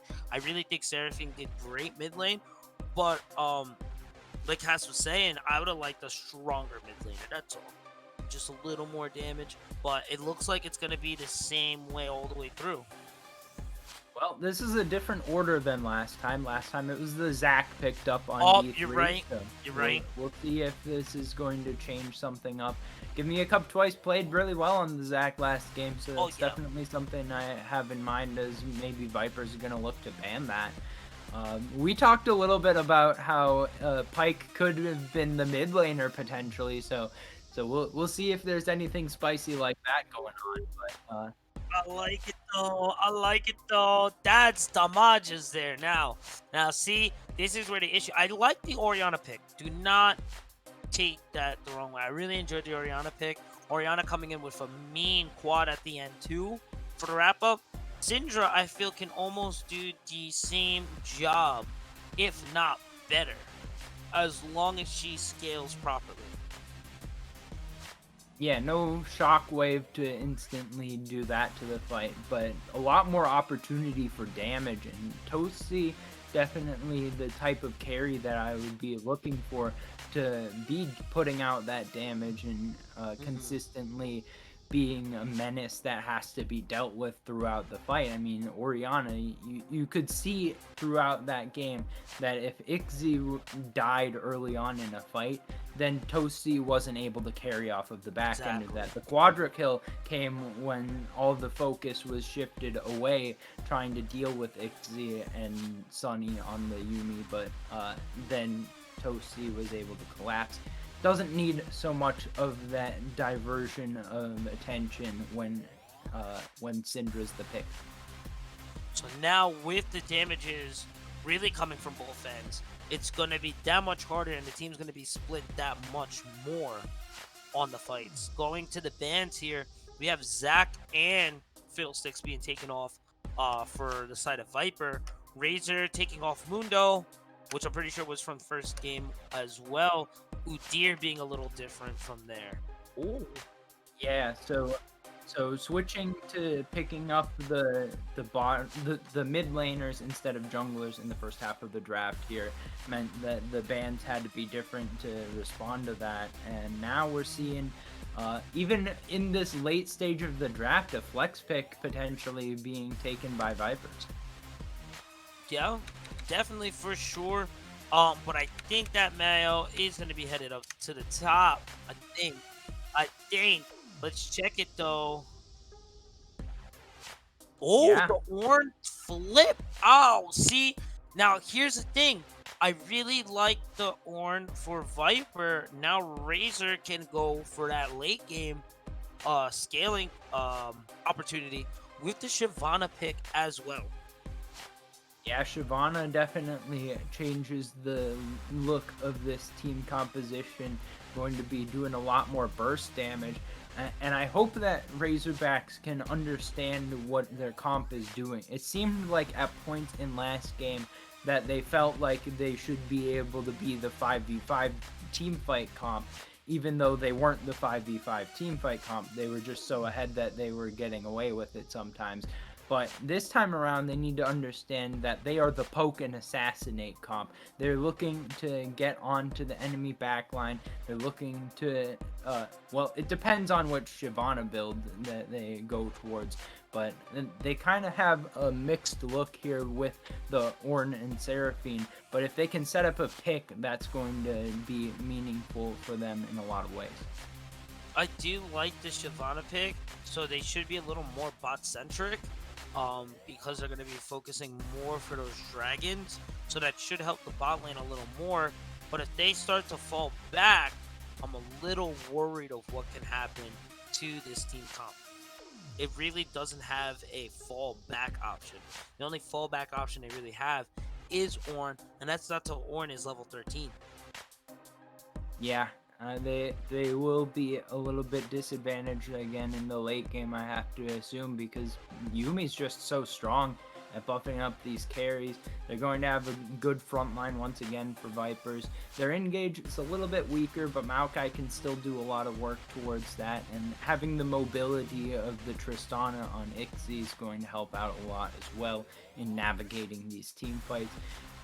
So I think that Razorbacks have an opportunity to do some similar things to last game. They just need to execute properly throughout the mid to late game. So do you like this Razorbacks team comp better, or did you like game one's comp better? Well, I think that in game one's comp, having that Zac kind of helped the engages come out a lot faster. Ornn's very strong at engaging onto multiple targets, but Zac did a lot better job of immediately causing a champion to be no longer part of the fight. So it's not like a better or worse thing, it just looks a little bit different. And I really need to see this Shyvana to prove to me how strong the champion is, because I really haven't seen much of it in competitive play. In competitive play, you're 100% right, but I think Shyvana is a very, well, I don't think really secret anymore, but definitely a threat that isn't really viewed as such. Like, she's a very quiet storm. And hopefully Razorbacks will show kind of why she's such a dangerous pick there, with the quick dragon picks, with the bot-centric focus, and to be able to secure and lock down this bot lane. Yeah, looking on the other side, Vipers locking in the Maokai Volibear on the later side here are going to give themselves a top side that's a lot more stable than I think that we've seen before. I mean, not that Jarvan's an unstable champion, but Jarvan wants to be a lot more aggressive in the early stages than either of these champions. Still waiting to hear which champion's going in which role, because both Maokai and Volibear could be flexed. But I think that it's going to be a situation where they're just going to try to scale. Hopefully Vipers are able to reflect on last game and realize that when they are the scaling comp, they want to avoid getting into too many of these skirmishes early on and giving up a big gold lead because of it. Yeah. I will kind of have to agree with it. I think we kind of know where they're going. I think Volibear is definitely going in the jungle. Maokai to the top lane. Both are flex picks. I think Vipers really understand what happened that game one, and as long as they're not set on the back foot, as long as they don't get early caught out like they did bot lane, I think we might see a shift actually in this game too. Where as close as it was, if Viper's able to gain a lead, I don't think Razorbacks will be really have the chance to come into it. then almost all your eggs are falling into your Ornn basket, and that's a lot of pressure to put on the Ornn there. Yeah, they do have one decent lane of wave clear, but they could be in a situation where if they give up a Baron buff, then they're susceptible to getting sieged out, especially a comp with a Yuumi is going to be able to do a lot of work in a siege. So since Seraphine's the only anti-siege champion they have, it'll be interesting to see if there's any sort of ideas from Vipers of playing a side lane if they get that type of advantage. I think that they were pretty confident in just going for a 5v5 last game. So if they ever are able to kill off Web on presumably on the Seraphine, then it's going to become very hard for Razorbacks to defend from behind. It's even with Seraphine or Ashe, I think this kind of falls back onto what I'd say be a downfall. They don't have a lot of damage on the team. It's very mixed damage coming from a lot of sources. We don't really have a main source of damage. On Viper's side, Tristana's doing the AD. She's pushing those towers. Syndra's getting the picks, and she's doing the AP damage. Maokai's going to be there frontline and tanking. Volley's going to be tanking. On Razorback side, you have Pyke's execute, you have Ashe, and then you kind of have Sarah there too. So it's a little it's a little mixed. It's a little mixed. Yeah, and with that in mind, I think that Vipers adapting to that in the draft made a lot of sense. So, like, in the first half of the draft, we saw Seraphine, Ashe, and Pyke locked in by Razorbacks. On the second half of the draft, Vipers respond by picking up Volibear and Maokai. Those are champions that are very difficult to blow up, and if you don't blow up champions, then you're basically putting everything on Ashe to continue to do DPS throughout the rest of the fight. And that can be very difficult to do when you're being threatened by a Syndra and a Tristana. So I like the adaptation as the draft went on from Vipers. I think that they've probably improved their situation from last game. And Razorbacks picking up some different champions, I don't mind, but the fact that Vipers responded properly probably made it so that Razorbacks have an even more uphill battle here in Game 2. Yeah, I have to agree. I'm really enjoying that Viper Game 2. I think they really adapted, like you just mentioned, in team select and draft pick. But I was wrong. It's going to be Maokai jungle, Volley top side. I don't think that changes too much, really, for the most part. I would have preferred the Volibear in the jungle. That's just my cup of tea. But I think honestly, Viper won out draft pick. If not by a lot, but still definitely a win in their book. Yeah, it does mean that we're getting a matchup that's pretty significant lore-wise in the top lane. We got two Freljordian demigods going after it, knocking heads. That should be pretty fun to watch. We'll have to see if either of these top laners are able to set up some potential solo kills. But I think that that's going to be maybe a quieter lane. I'm definitely focused on this bot lane as far as the early game is concerned. Yep. Definitely for sure. And I think again it's gonna be a bot and that jungle are really gonna be very impactful. Mid lane is gonna be touching a bit there as well. We won't be seeing our big meaty boys until later, but they'll definitely have their impact themselves later. On that note though, game 2 is on the way. Guys, don't touch that dial, don't go anywhere as we load into the rift for game 2. Don't go anywhere. We'll be right back.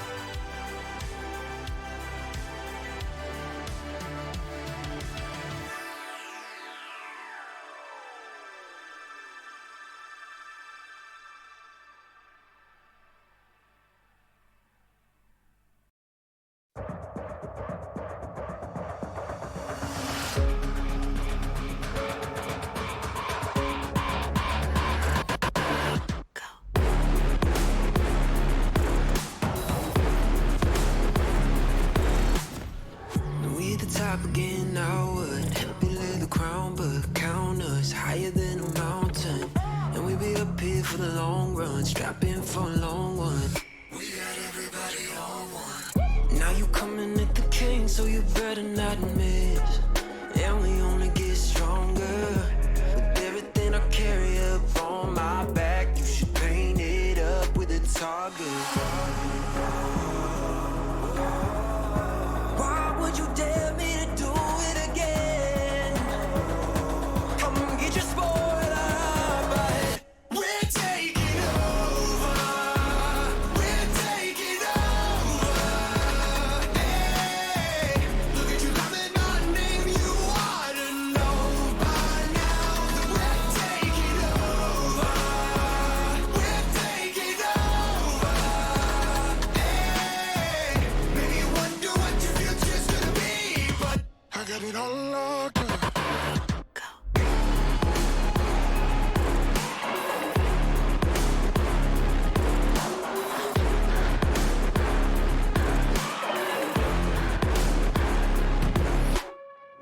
Take a lap now, don't be mad now.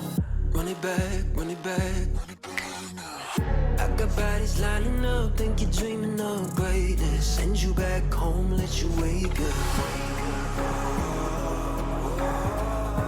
Why would you dare me to do it again? Come and get your spoiler, but we're taking over. VAD, we are back, ladies and gentlemen. Quarterfinals on the way. Viper versus RZR. Viper up 1 a game, so this is game point for the Snakes. Will they be able to clear it out, or are we going to a game 3, ladies and germs? We got the level 1 invade again. The ward gonna catch it out though. They're gonna Think get that spotted They this saw the time. ward's existence, so they didn't chase this one out any further. But Razorbacks getting aggressive in the early stages once again. It looks like Vipers are sticking to this game plan of putting the wards down so that they don't ever have to engage. But it looks like it's going to be the AD variety of Shyvana, which makes me happy here because I think that you need to get that Black Cleaver starting to do some work shredding that armor so that the DPS can come out from the Ashe. So I'm expecting to see some more bruiser-focused items here on the Shyvana. I think that's where we're gonna be going. Plus, with the percentage health too, from the dragon modes, they should be just fine. Ooh, we might get some cheese on the bot lane. They're gonna have to retreat. Lost in Paradise does get caught. Yeah. Oh, look close. Let's see if there is a difference here, because I'm pretty sure Ixie and Sunny started just about 0102, respectively, once laning phase was over. They were pretty behind. If my memory is correct, Sonic 5040 got that first kill because Lost in Paradise was able to catch Sunny off. But after that, Ixie went in for a solo kill at level 6. So I think that laning phase, it was about 1-1 when they came out. I thought that deficit was a lot different there. Looking onto the top side, the brothers are fighting. The thunder's coming down, the lava's coming out. It is very close there, but I think Beatus is gonna sustain himself there through the use of corrupting potion and the biscuits. Yeah, so should be feeling pretty good in this lane. We'll see if the junglers want to make any plays. Gale particularly is piloting a champion that likes to gank a lot in the Maokai. Definitely expecting full clears coming out from Give Me a Cup twice. But maybe going to be in more of a carry position this game on the Shyvana instead of the Zac. So I think that Give Me a Cup twice definitely one of the standout performers in last game despite being on the losing side. Yeah, definitely. That Zac was a threat. So I'm really excited to see what they can do with the Shyvana, and hopefully that they'll bring as much as an impact as they did with the Zac. They will with the Shyvana. Right. Well, starting off around these Scuttle Crabs, Webb trying to set up maybe a play on the Gale.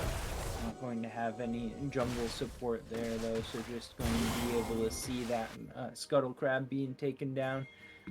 And not much early action this time around. I think that we're waiting a lot more for scaling on both of these sides, at least into the mid game in game number 2. I think that's honestly a good call, though. You really, especially if you're a game up or a game down, you can close it out right here.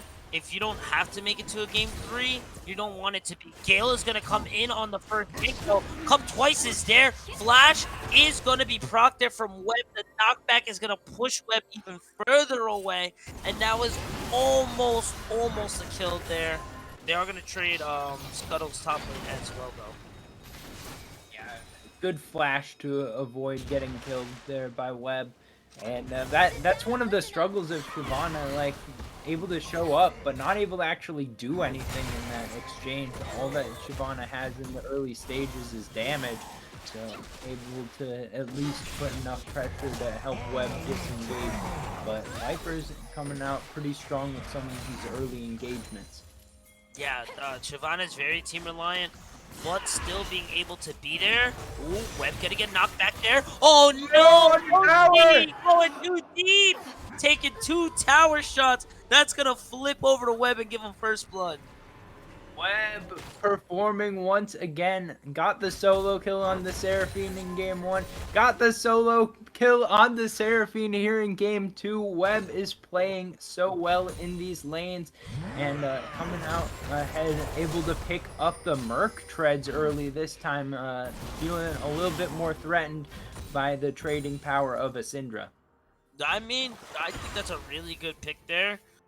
Webb being able to just get the solo kill back to back, man. You gotta give it to them, man. It's really good stuff there. A lot, especially with the game being as much slower as it is. Dark Python is gonna have to flash there away from Skeetus Searing Charge. A little too close to the terrain there.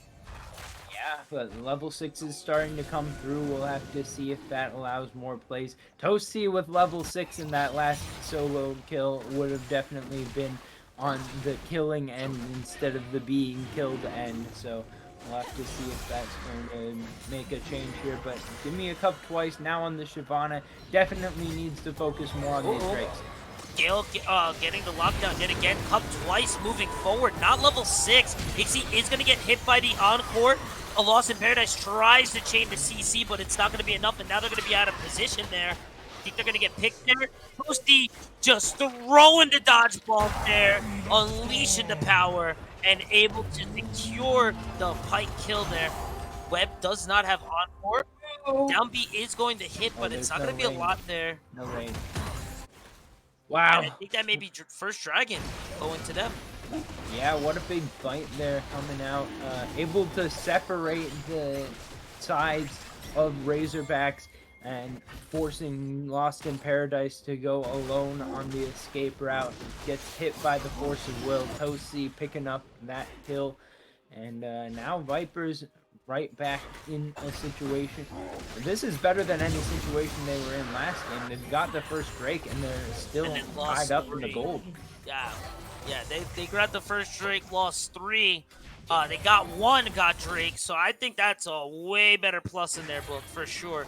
Lost in Paradise coming in for the roam. He's going to be able to get the stun, force the flash, ignite, procced.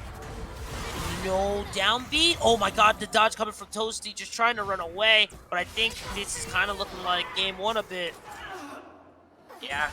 With the option to give the kill to anyone there, I was wondering if they were going to try to hold it for Give Me a Cup twice. In the end, they decide to just pick it up onto Webb. Honestly, all of the choices are just fine there.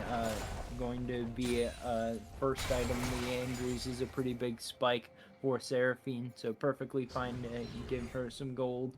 But that means that a couple deaths early on for Toasty, and it's going to be a situation where it can be punished even further because still no flash. It's going to be true, but I'll hold that thought there. Dark Python is going to get caught into a fight here. Cup twice is going to get the dragon mode up and be able to get to the gank first and flip that over for Victoris. Yeah, Victoris is now able to take a kill as well. Up about 20 farm in this top lane matchup as well, performing here in game number 2. the player gold web on top with those 2 kills, obviously, but it's looking pretty good for Razorbacks. They're up now 1,000 gold. It didn't take long for them to get back out to that 1,000 gold lead after having a quick exchange at Dragon that didn't go so well for them, but they have been consistent here in game number 1 and game number 2 of building these early advantages. Yeah, and with Seraphine 2-0, it really doesn't feel like Vipers really won anything, and Razorbacks have kind of been in the lead, and it's kind of almost like game 1 where everything else was looking good for the Razorbacks, but the Dragons.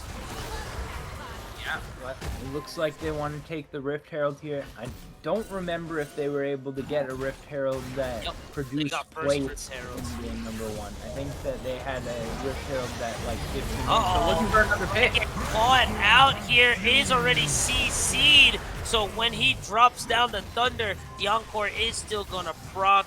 Cup twice, blocking off their only escape route as well.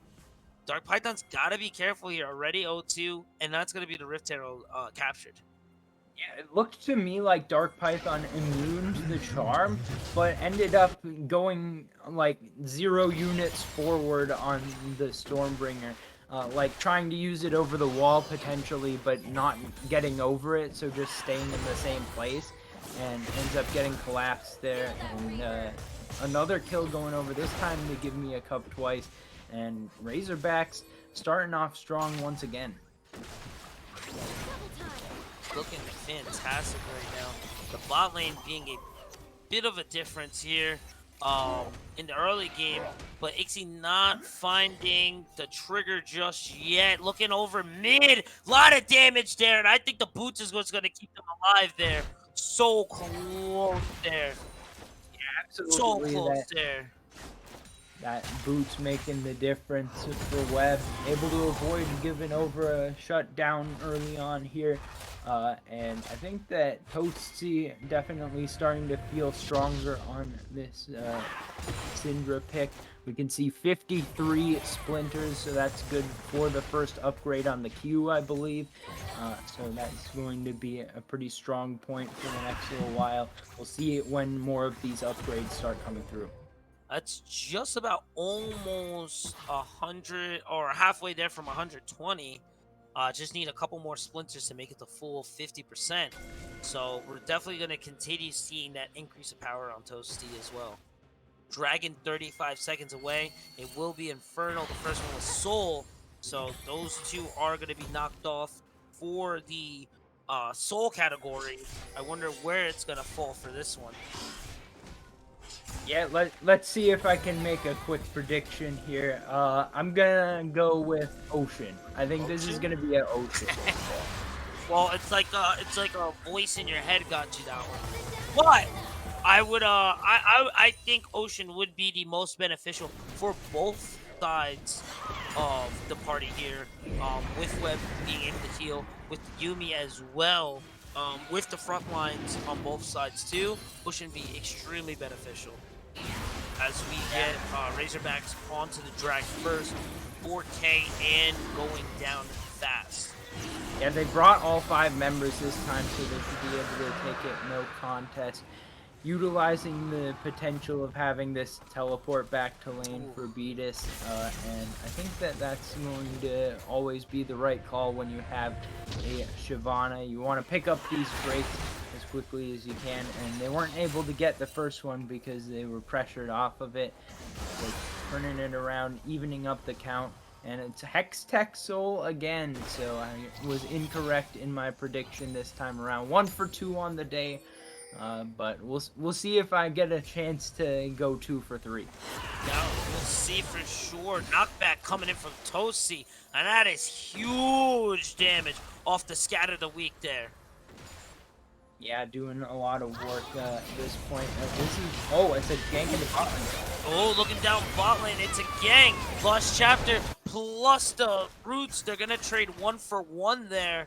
I think that's gonna fall towards Viper side there, with them being a little on the back foot. I think that's going to be more of a positive to them.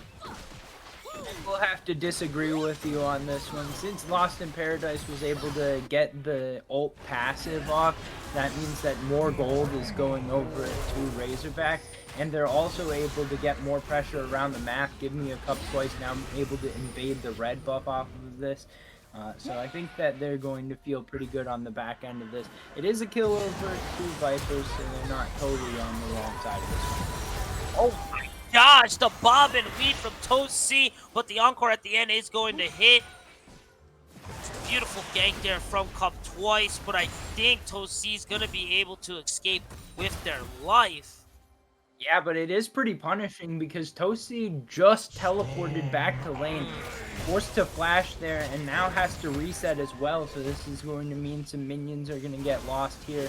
I think that that's exactly why the gank timing came through from giving me a cup twice there, and able to kind of punish the reset and force a few minions to be lost. Let's see what they'll be able to do. The mid lane is pushed now, so we do have Web coming over onto this gank here. Forge of the Iron Call God will be hit. Stormbringer was trying to be used to escape for a little more extra mobility. He's going to have to flash back. Thunder is going to go down. They are going to get a bite. The double up almost hitting it again. They are going to escape the gank. What? They still lose the tower. The team fight's still going to continue going. Gale's going to get hit by the CC. Toast-C is here for the damages, and the Razorbacks are retreating back here. Toast-C bobbing and weaving, dropping the Dark Spheres all over the place. It's going to maybe be able to get... Oh, went too deep there. Is going to get picked up by Victoris there. The roots are going to come out, but it's going to be too late, and the web bar shutdown just was too much of a bait there for Toast-C. Yeah, trying to go in deep. Feeling pretty good on... I think that I saw it was 69 Splinters of Wrath there. Nice. Feeling... Yeah, nice. But not nice enough to win the fight. Get spaded in a 4v1. And a good collapse there from Razorbacks. They'll be able to extend their gold lead even further. And yeah, they will be able to secure the second Herald of the game too. And the gold lead is not as significant as it was around the same time game 1, but definitely in the driver's seat for sure. Pushing themselves forward to see if they can probably get a dub for this game 2. And look at the gold difference right there. You can start to see it expand pretty far out there. Most gold going to be over on Victoris and Web, 6.6. But this is scary. Only 400 is the difference between the two carries there. Yeah, and I think that I wouldn't have expected Ornn to win a top lane matchup this hard against a Volibear, but we're just seeing a gank in the bot side. Pixie on pulling the trigger there. Lost Chapter is going to be there just to get the last hit and be able to reset onto the rocket jump. Really, really nice work there. And actually, that kill fell on the Ixie. No way. Ixie is so strong here now, up about 45 CS, 2 kills as well. Going to be nearing this second item coming up pretty soon. It would be interesting to see exactly what it is. I feel like it's got to be like Phantom Dancer or maybe an LDR is okay in this case.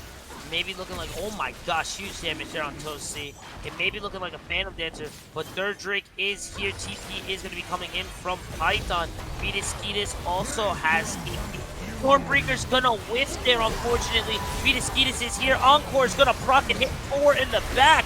It is looking like a, game right now, but the Vipers are still alive. Ixie is still up, trying to put on the damages. Twice is on the back, and there goes the execute. Shutdown is going to land. Lost in Paradise is going to grab Ixie. Web is on the killing spree right now. The hook is going to land over onto Toast-C. Scatter the Weak is going to knock them away, while Maokai is still alive. But Gale is on the run, is going to have to use the smite to try to slow and just kind of stall. But they're still going to fall there, and that is almost 5 pickup for this Dragon. Yeah, 3 for 1. Now the Drake is going to be free as well. Razorbacks establishing themselves here in this game 2 once again. And now it seems like we're at the same point that we were in the last game, where Razorbacks just need to understand what their comp does well. They need to relax and find themselves winning objective plays, winning cross-map plays, and push their advantage to a victory. Yeah, unfortunately, their Dark Python whiffing out the Stormbringer. I don't know how much of an impact that really would have had. Do you think it really mattered, that fight there? Well, I mean, I was just watching Ixie all the way through it. It was just a matter to me of whether they were going to be able to kill off Ixie. They were, and now they're going to kill Python off is going to get chain CC there, and is going to get caught out. Stormbreaker's going to land, but Forge of the Iron Call is going to land as well, and Web is going to be able to kite them all the way through. Gale, a little late on Nature's Grasp there, is going to catch them, but won't be able to do much more off of it. Yeah, another pick there. A nice attempt from Dark Python to try to kill off a Web before going down. Not able to complete it, though. That's a pretty hefty shutdown that they could look for. Chemtech Putrefier now complete for Web. Going to try to deal with this Yuumi more effectively in game number 2. And another change that I've just noticed is that it's Immortal Shield Bow instead of Kraken for Sonic 5040. Uh-oh. Nice shot there. Toasty able to lock point and click down over the Unleashed Power and find a pick. Lost in Paradise looking a little lost out there. Yeah, can we get a splinter count check? I want to see if it's over 100. 100 is the... Okay, it's 85, so it's not even in the execute threshold just yet. It's just that Toasty is doing so much damage. Horizon Focus and Luden's Echo already completed here, so that's going to be doing a lot of work. We'll see if this Rift Herald ends up getting a charge after all. We're going to be joined by this whole wave of minions. But it's looking like it's got a long way to go, and Gale should be able to take it down. Yeah, it was looking like Shelly was going to be able to at least get one tackle in. But I think the Cavalry is here to kind of hold them back as well. Webb not going to want to fully risk pushing out and getting caught out. He's just going to have to give Shelly up there to them. Yeah, a little unfortunate, but... I always have to be a little critical of putting down the Rift Herald and praying that it gets a charge off, because at that point you're just giving over 25 gold and a little bit of experience to the enemy team. It's true. Going over down this river, Lost in Paradise is going to get hit by the scatter. Very close there. I think we're just going to get a reset, pause in the action here. Yeah, we got 2 minutes before the next Drake comes up, so a little bit more time to farm up to try to get some vision down. But let's check out this vision on the bot side. There's not a whole lot of wards coming down, just that one in the river. And I think that just expired, so there's pretty much no vision here for the side of Vipers leading up to this Drake pick. Nature's Grasp is going to start this fight here. Sunny's going to catch Lost in Paradise. Encore's already down. Stormbringer, a lot better positioning there. Ixie getting jumped back there. Webb will pick up Maokai. Ixie has nobody in front. Scatter the Weak is going to slow down Beatus. Double kill is going to land over for Enchanted Ice Arrow is going to land too. But they're going to use the plans to get themselves out. Yuumi finally getting caught. Ixie still pumping out the damages in the back, but for not. While 1 goes down, 4 goes down for Viper, and I think that is the Baron play. Yeah, so a great team fight coming out from Razorbacks. They're able to find that. Oh, we've got the replay here, so we can show it instead of just telling it. A nice engage comes out from the Vipers. They're able to immediately destroy Lost in Paradise, but a nice encore comes through. Dark Python tries to get in the backline and is able to zone off Sonic 5040, but Webb is able to put out some of the damage there. And with Beatus Skeetus having such a large advantage in lane, he's actually doing a lot of damage on the backline in this team fight. They're able to take out the front line. The zoning is good enough, and Give Me a Twice even survives off the back end. Baron taken in favor of Razorbacks, and we're about to get the next Drake fight as well. So this is just about kind of how game 1 went for the most part, but this is where the Ornn mythic items started to come into effect. They don't have that right now. You do have Toasty scaling coming in, but I don't know if it's going to be enough as we are on to this 4th Drake of the game, and it's just going to be brought over to the side of Razorbacks.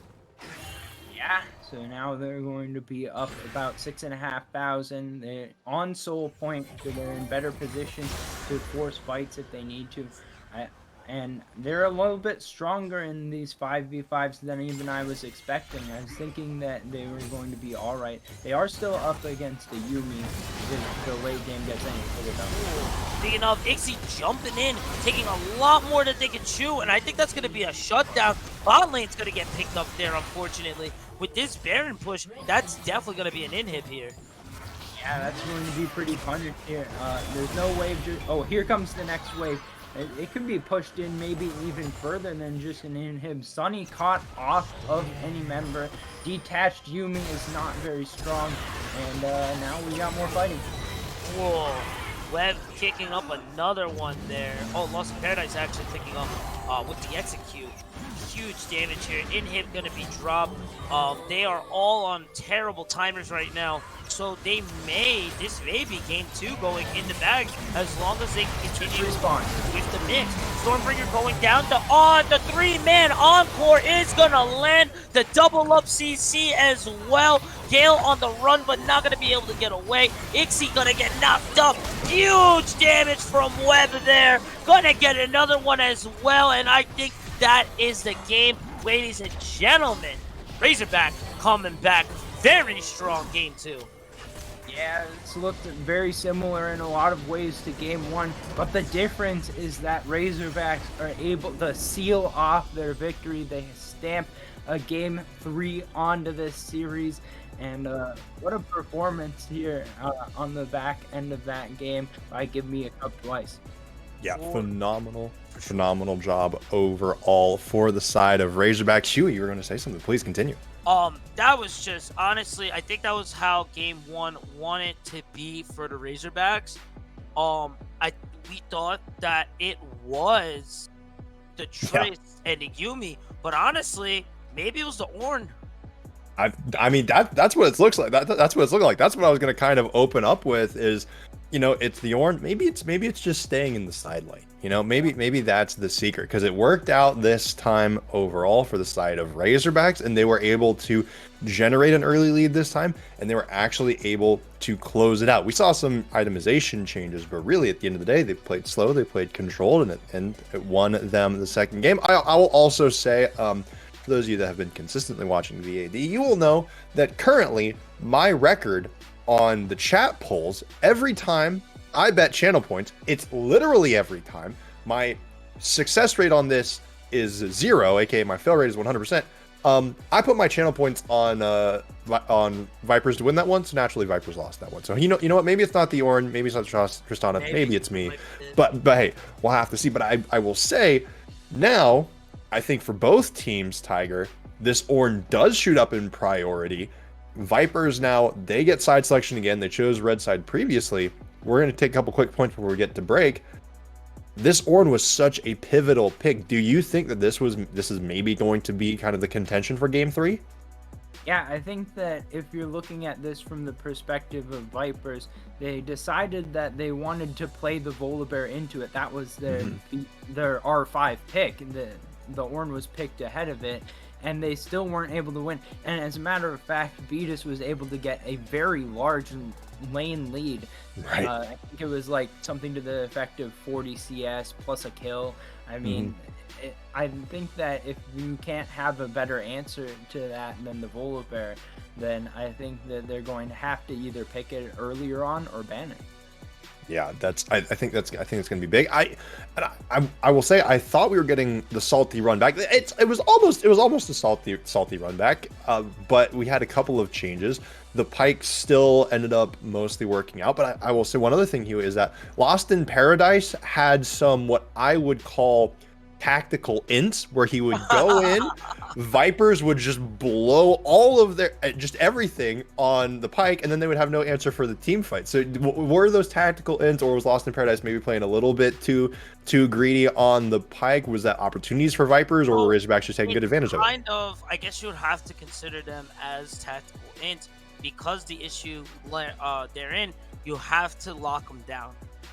But once you have nothing left, that wherein lies the issue, because now you're on cooldowns, you don't have skill shots for anything else, and now the rest of the team rips in. So there's got to be kind of a give and take there. If you know the Pike's coming up, put the front line in, make them pull a volley, make them pull in one of the Maokais. Don't let them get that prime pick. Right. So, you know, some target selection, some target prioritization going to be big, some draft prioritization going to be big. Notably, before we go to break, I will update you all. Astronauts have won 2-0 over Dragons. So, you know, seed 1 out of Group A, best record so far, continuing on that train. Feeling pretty strong. I think the first seed out of Group A is. We don't have any updates yet to follow up with that. I will say, if we get, honestly, I think if we get any other 2-0s, I will be shocked. So I think things we're keeping an eye on. Hammerheads and Crusaders there. So hey, we'll see. We'll see. Melly G leading the charge there. But we will take a very brief break before we get into the final game of the night. It is going to be game number 3. Don't go anywhere.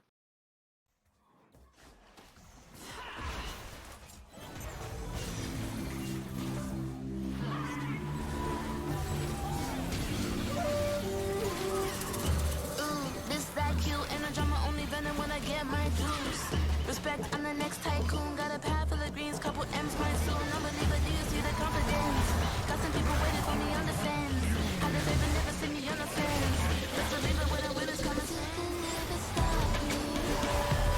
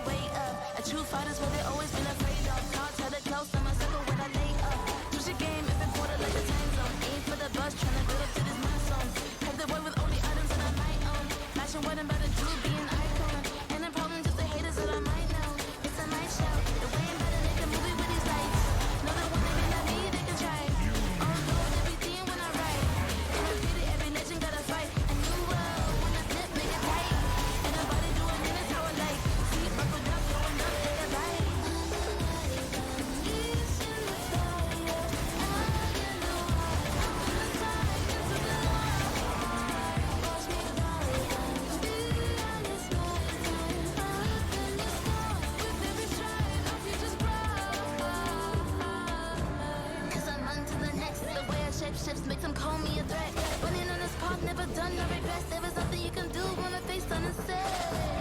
You're in front of the best. Different league, if you wanna get to me, I could get no pedigree. Yeah, I only got a future understanding me.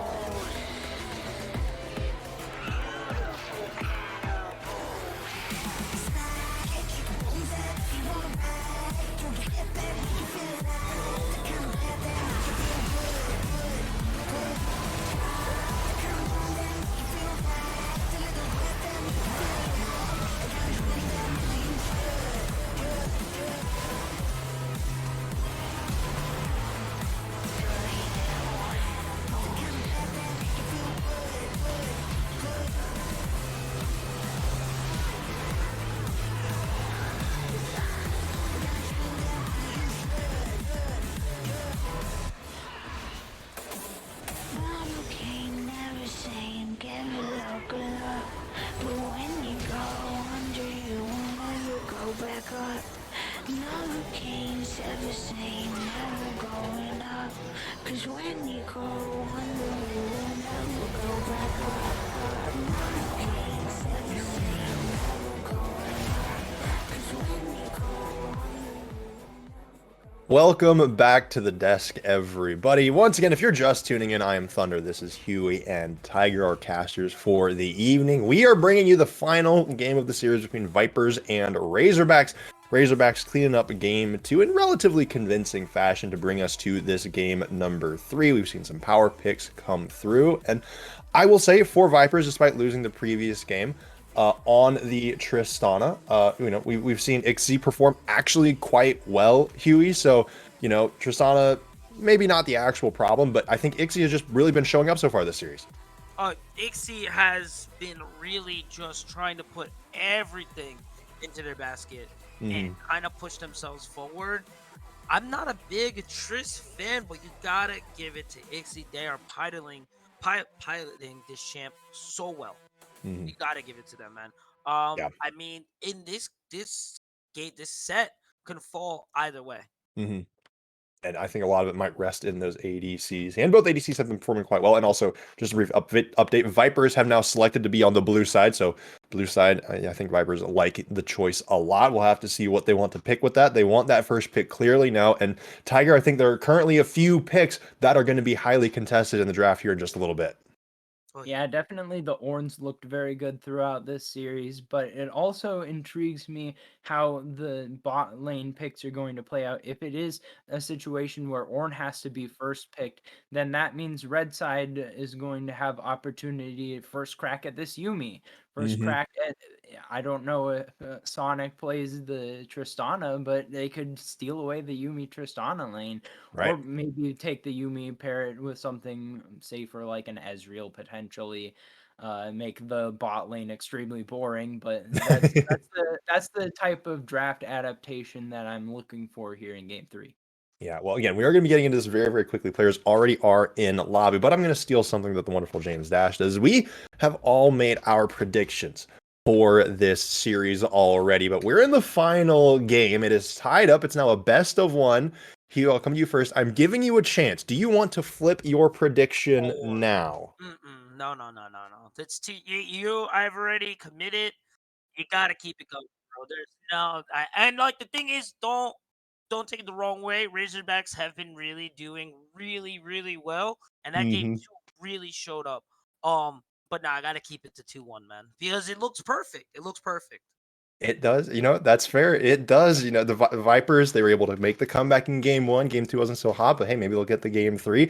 Tiger, for you, do you still have confidence in the Razorbacks? They've now cleaned up the second game after a really strong lead in the first one, or do you think Vipers have this one now?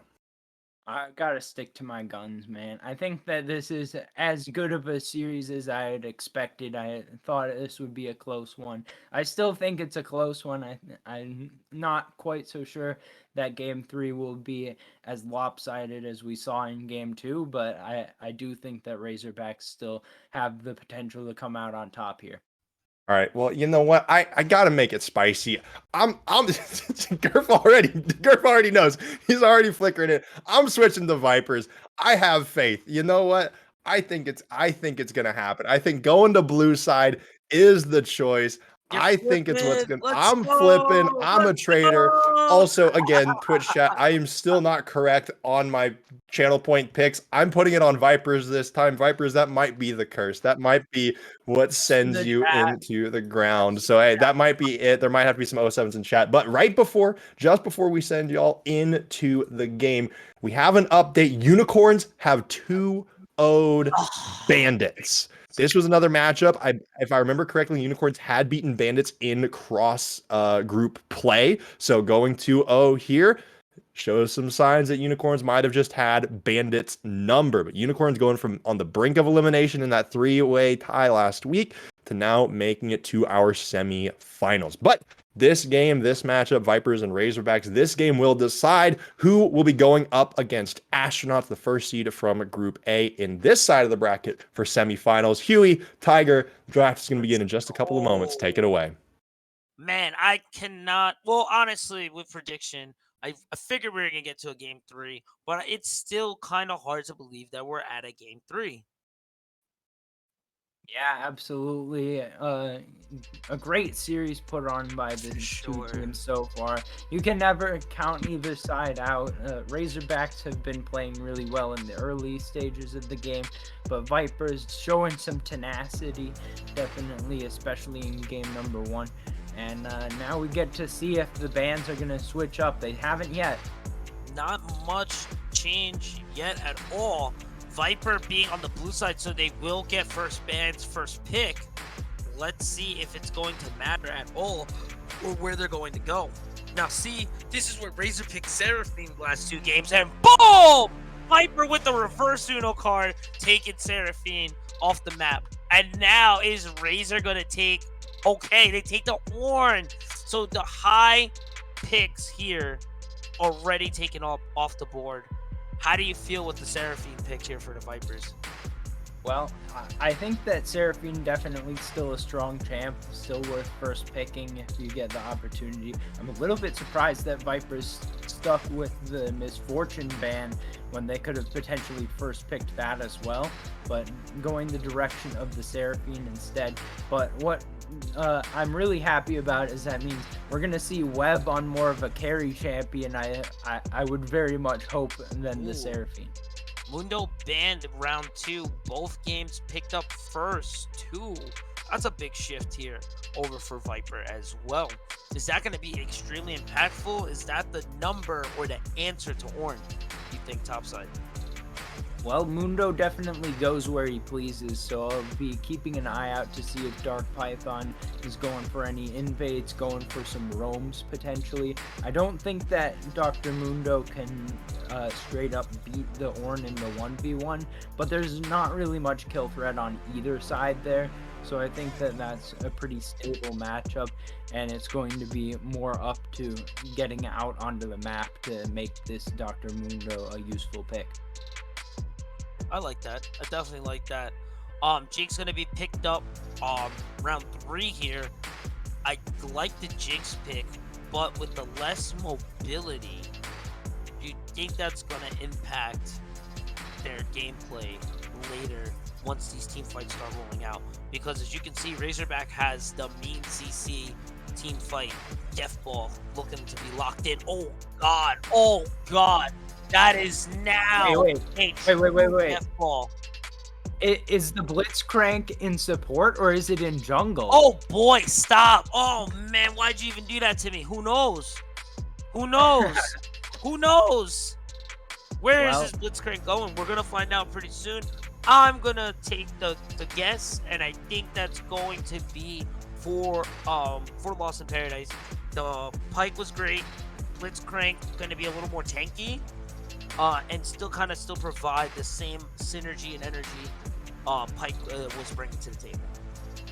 Yeah, what I would really like to see is for Razorbacks to hold Blitzcrank as a flex. I like Blitzcrank into a Seraphine support, but if it's Seraphine mid lane and they go something like a Morgana support potentially, then that's a much worse matchup for the Blitzcrank, and then that's when you can move it into that jungle role and slide it over and make way for something that can just hold even with the Morgana. Maybe pick up another enchanter like a Nami or something like that, or just more frontline like a Braum. Yeah, that actually is a really good call. Let's see if they go for that as we go through the last bans here. Last 2 bans for Razor will be mid mages, jungle picks for Viper. Shyvana's going to be picked up as the jungler. Swain's going to be picked up for the mid lane for Viper. Yeah, presumably. I mean, Swain is definitely still a support that can be picked as well, but Swain definitely likes getting in up close and personal. A lot of short range stuff here for Razorbacks, so that's a very thematically sensible pick. And the Trundle to provide some more frontline as well. I think that Vipers have made a lot of sense here in their picks. They're going to be really good in skirmishes in the mid game. Yeah. I like this Trundle pick a lot. I think that's a great call. Subterfuge being the answer to knock down some of this front line soak up damage. I really like that pick there. I think kind of matches with the Shyvana as well in terms of speed clearing. A little better for the ganks, and the control mage locked in will be Anivia, so that will be the Ashe Blitz bot, Shyvana in the jungle, Anivia mid, and an Ornn on the top side. For Vipers, most likely be Seraphine Jinx bot, Swain mid, Mundo top with Trundle in the jungle. Bless Webb for remembering that Anivia exists. Yeah. Anivia is such a good champion Very in strong. close range team fights. If you're going to have to contest a Swain, this makes so much sense. I mean, in any sort of situation where we're playing around an objective, I think that finding these choke point areas, putting the walls down, and disallowing any sort of escape or any entrance, it's going to be so versatile here, and I think that the Anivia last pick here is very influential in how I expect the team fights to play out. That's actually a really good call and a good pick, because with the Anivia, Jinx is pretty short range. Seraphine really being the longest range they have, even though Swain's W, Demonic Embrace can hit just about everywhere. But for the most part, in terms of actual auto attacking, they're pretty short range. So as long as Anivia can stay in that back row, I mean, you got Ornn and Blitz, you should be able to be just fine on the Shyvana. So the Ice Ladies should be able to just kind of hang out in the back and do their thing. Yeah, so we'll have to see what goes on here in this matchup. Once again, with the Shyvana, I think Razorbacks aren't going to be looking for a lot of ganks early on, but once they get their level 6s, they should be pretty powerful, and they can definitely group up pretty early on in this one. I think that they want to look for these 5v5s. The script has kind of flipped, because in the first game, Vipers were the one with this big 5v5 team fight comp, and it was Razorbacks with this more skirmishy looking comp. But now in game 3, Vipers are the one with the skirmishy and early game focus comp. Yeah, and I want it, like, it's in sync. This is what makes the best of 3, best of 5 matches so cool, because you see the adaptability change between both teams. Both teams kind of going into their pool, figuring out other ways to win and fight each other. And it's like, you can't get that always in game 1. Game 1, something happens, you take advantage, you hold on to it, you win, that's it. So to get it to game 3, have Ornn on being picked on both sides, it's crazy. Seraphine being picked up as well too. This is going to be an exciting one for sure. Yeah. And honestly, I don't know where this is really going. I like Vipers. I really like Vipers team. I think that they came out, but Webb on Anivia, Sonic 5040 really showing their stuff on this Ashe. Those enchanted ice arrows have been on point, and I don't think we've really been touching on how nice those enchanted ice arrows have been for the disengage and the engage. Yeah, we talked at the beginning of this series about how potentially Vipers looked into this matchup, picked out Sonic as a potential weak point, and wanted to punish, but that definitely hasn't been the case so far this series. I think that Ixie has been playing really well, but Sonic has been holding their own. I think that the Ashe pick has been a very consistent sort of bot laner that they're able to get a lot of utility and some decent damage as well out of. And I liked the build adaptation in the last game to put up the Immortal Shield Bow and make the gold lead that Razorbacks had feel that much more oppressive, since the carry can't be killed off. Yeah, no, that's a really good pick. The arrows getting where they need to be for the engage and the disengage. Lost in Paradise have been playing insanely well too. Sunny gonna be on a more aggressive approach now, not just relying on the cat heals and the Lost Chapter. I want to see what they can do with this bot lane, which I think might be even more dangerous than the Tristana unit.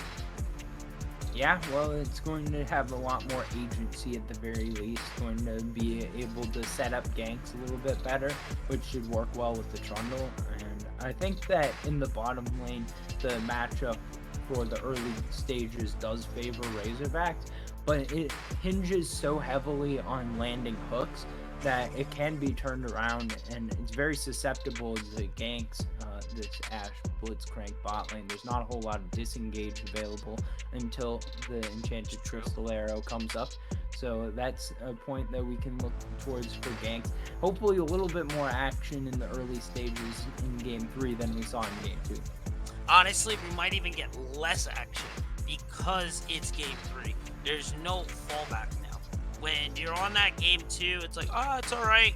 We can kind of mess up here or whatever. This is it. There's no other next game. There's not even a next week because you're in playoffs. This is it. So we're going to be getting a this should be, in theory, the tightest game of the entire set. Yeah, so hopefully both of these teams are ready to go, are going to be on point here in Game 3.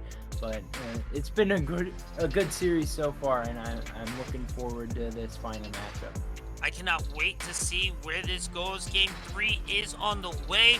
As we load into the Rift, make sure you got those channel predict points locked in, ready to go. See if you match up with us. And don't touch that dial. Don't go anywhere. Game 3 is starting momentarily. You're not going to want to miss it. Keep it locked.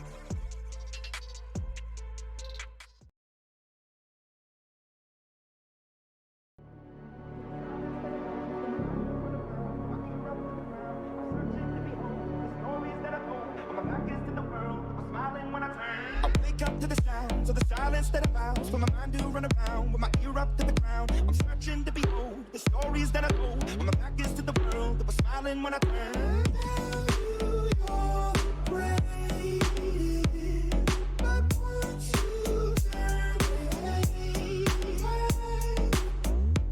Oh, the misery. Everybody wants to be my enemy. Share the sympathy. Everybody wants to be my enemy. Look out for yourself. My enemy. Look out for yourself. Your words up on the pole as you're praying for my hope, and the laughter in the holes and the names that I've been called. I stack it in my mind and I'm waiting for the time when I show you what it's like to be worse fit in mine. Tell you you're great, but once you turn me hate. Oh, the misery. Everybody wants to be my enemy. Spare the sympathy. Everybody wants to be my enemy. Look out for yourself. My enemy. Look out for yourself. Look. I wake up to the sounds of the silence that allows for my mind to run around with my ear up to the ground. I'm searching to behold the stories that I told when my back is to the world that was smiling when I turned. You're great,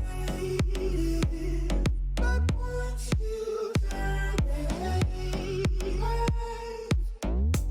oh, the misery. Everybody wants to be my enemy. Spare the sympathy. Everybody wants to be my enemy. Look out for yourself. My enemy. Look out for yourself. Look out for yourself. My enemy. Look out for yourself. Look out for yourself. My enemy. Look out for yourself. But I'm ready.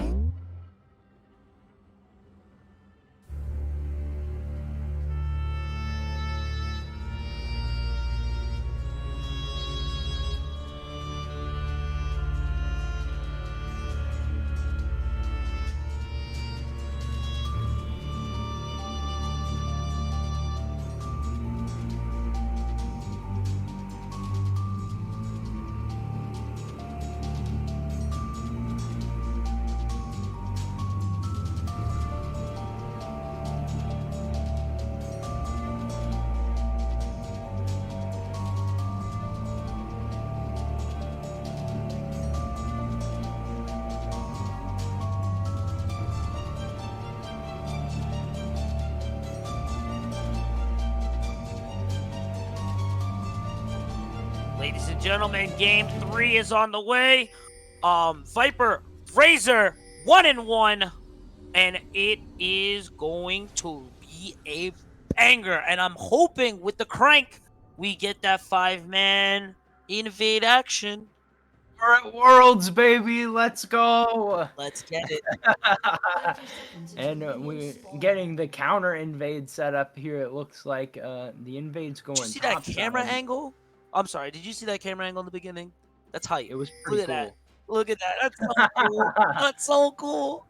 Thank you, observers, for that. Yo, big And, shout outs, guys. We in and, Worlds, baby. Let's get it. Oh, 5-man invade coming. Yeah. They're not so caught this- on a ward here. Yeah, since everyone went bot, they aren't going to have any wards on the top side naturally.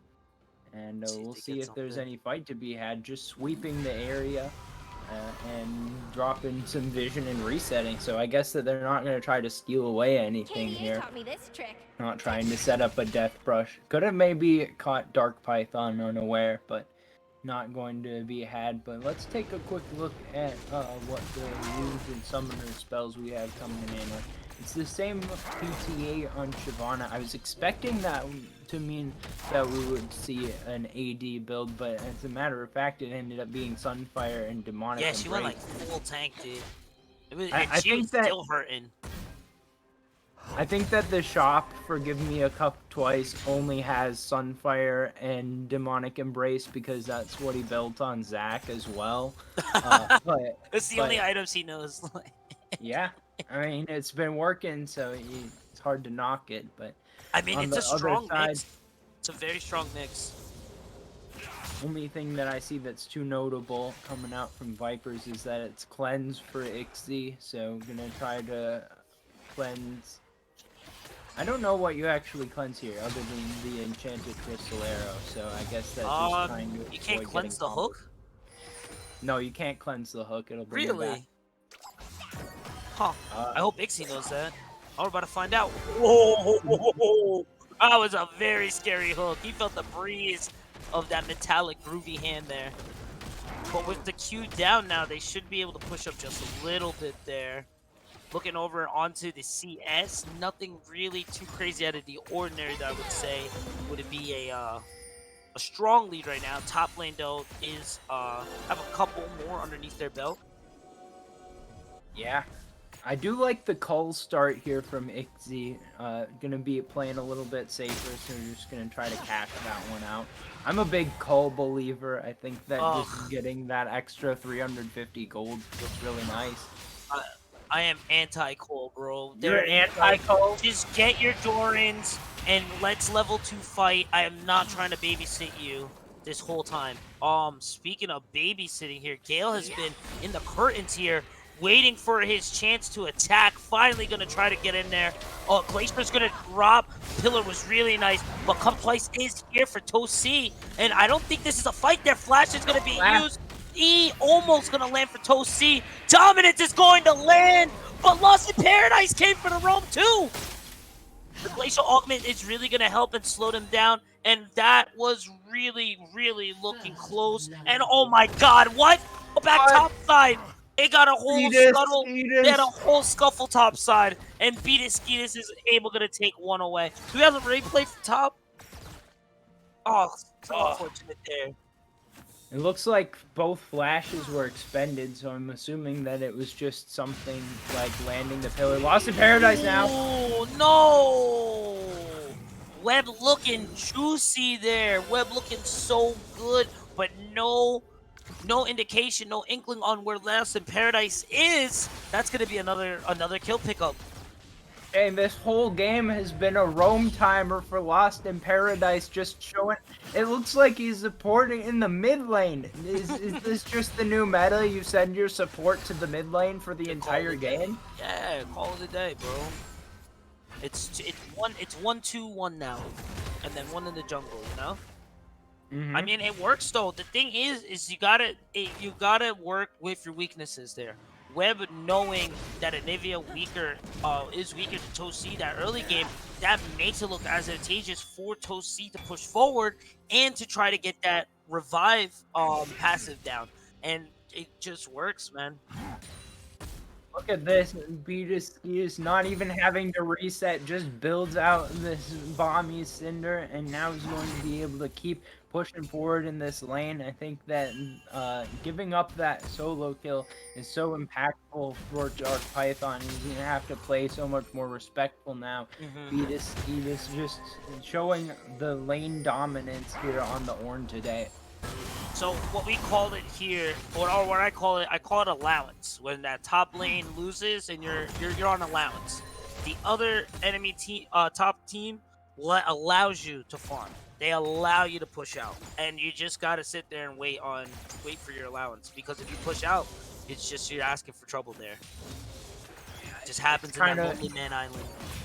It's kind of like running a permission deck in Magic the Gathering. You just have to ask if you're going to actually be able to play your cards. But now Lost in Paradise has some cards to play. Toasty. Oh, it was looking good for the bot lane there too, but not gonna be it, unfortunately. Give me a cup twice. I feel really just has full control onto this river too. Has a level ahead on Gale as well. He's gonna be able to get Toasty gonna be able to get a little bit of vision there using Vision of the Empire. So they will know that early Drake. Well, I mean, honestly, you got the Shyvana too, so you know that early Drake is definitely trying to be captured. Yeah, so I'm going to be looking this direction. Not going on towards it just yet. Won't be a Hex Tech Soul this game, so that's going to be a little bit of a change here from game 1 and 2. But getting that one early Drake definitely should have some nice stacks to go along with it. Looks like it should be claimed here pretty easily by Razorback. I don't think that there's any way to get into the pick for Gale, so that's going I thought we were going to see Sunny's beat drop there come through, but I mean, it's all right. You can just watch too. You know, you can watch too.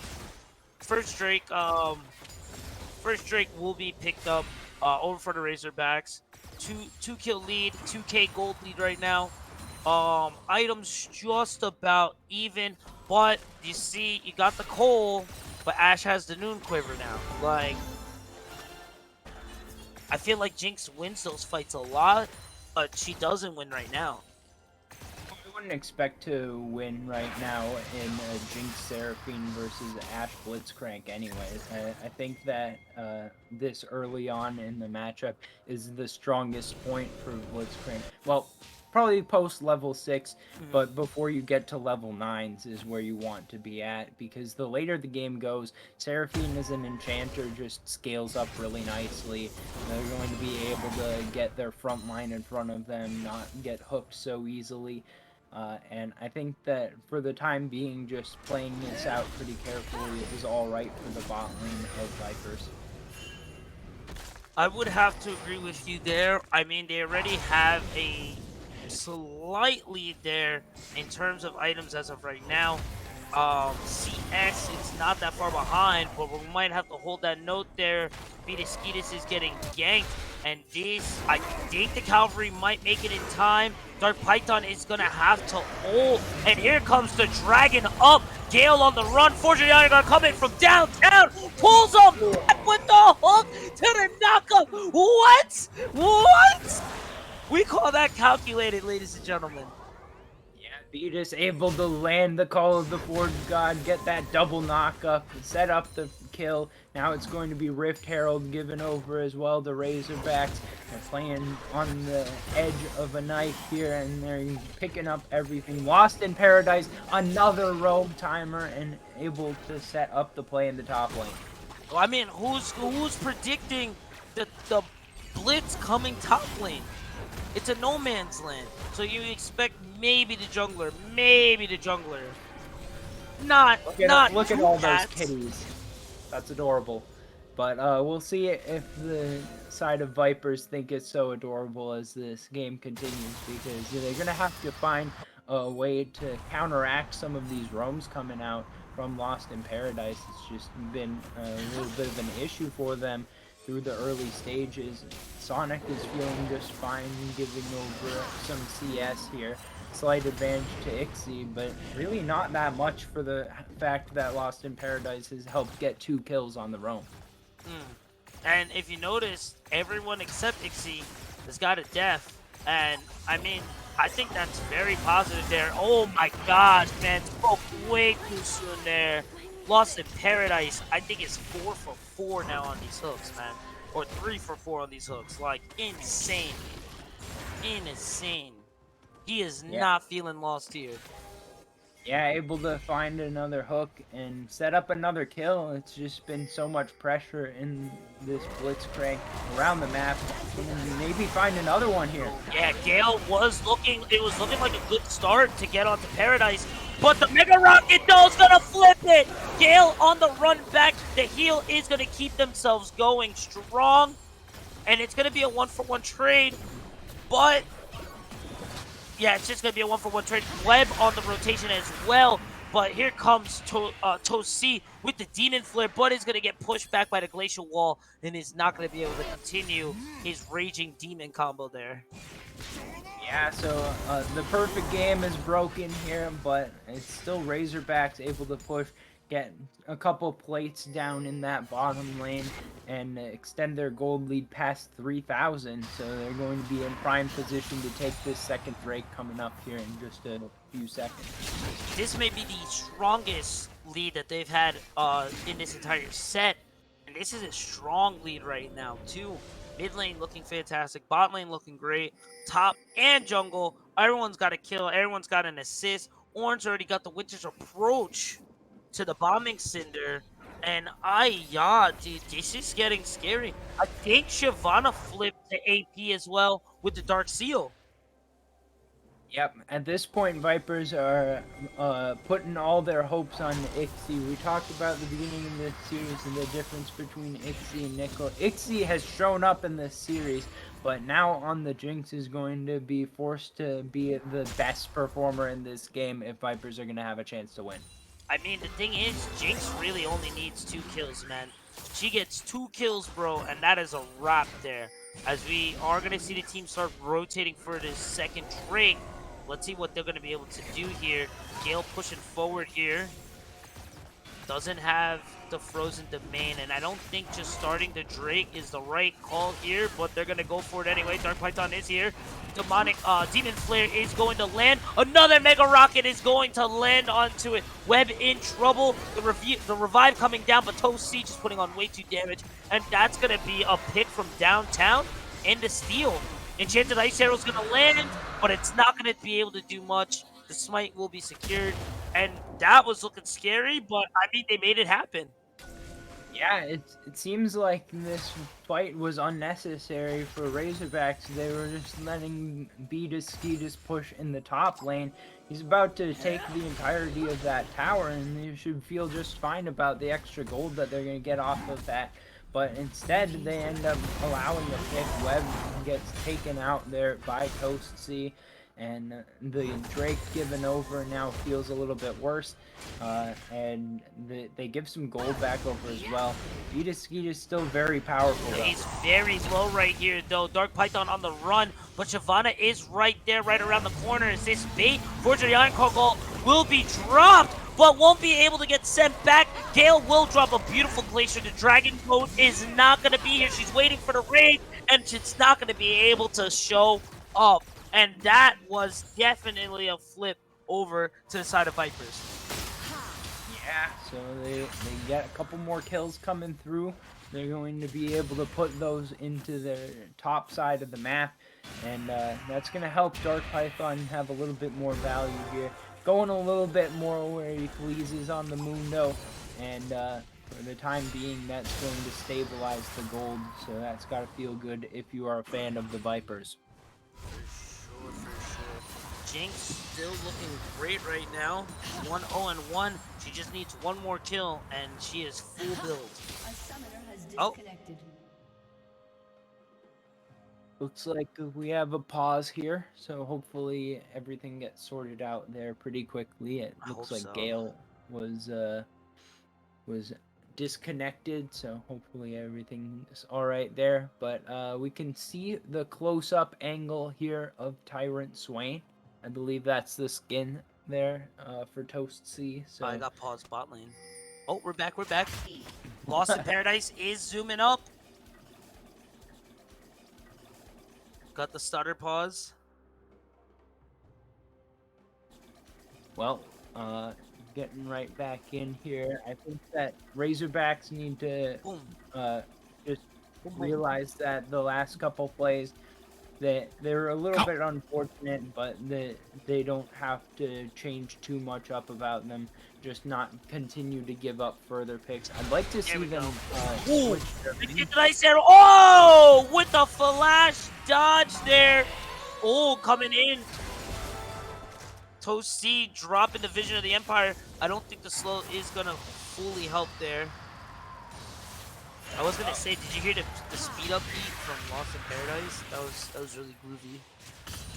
Yeah, always got nice vibes going on with the Blitzcrank. The sound isn't very loud on mine, so I didn't hear it, but always good to get the vibes correct. That's the most important part, as we all know, of playing League of Legends. So that was a beautiful dodge there from Ixie, but having to use Cleanse and Flash, Enchanted Ice Arrow is only about 15 seconds away. They'll be able to do that again very, very soon. Yep, and meanwhile, the second Rift Herald going to be once again proper beat of Razorbacks. They're able to set this one up just fine. They've been more powerful on the top side of the map in all 3 of these games. And now they're looking to continue this gold advantage that they still have. They're going to be giving up a tower on the other side for it. So I think it's just about an even trade, but we'll see just how useful they can make this Rift Herald. Now, Mundo definitely will have to be careful. 3 still on the top side here. He's going to be forced to retreat back here a bit.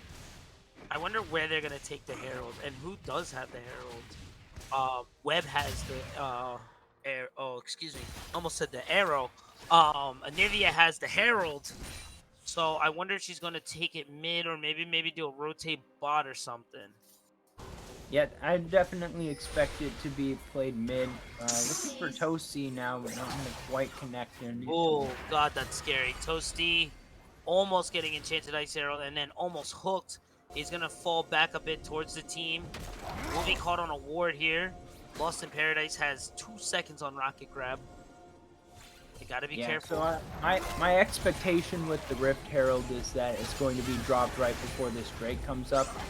But we'll see if there's a fight that changes the tides before that happens. Sure, Lost in Paradise R is gonna be used. Choppers is gonna be dropped. He dies there, dude.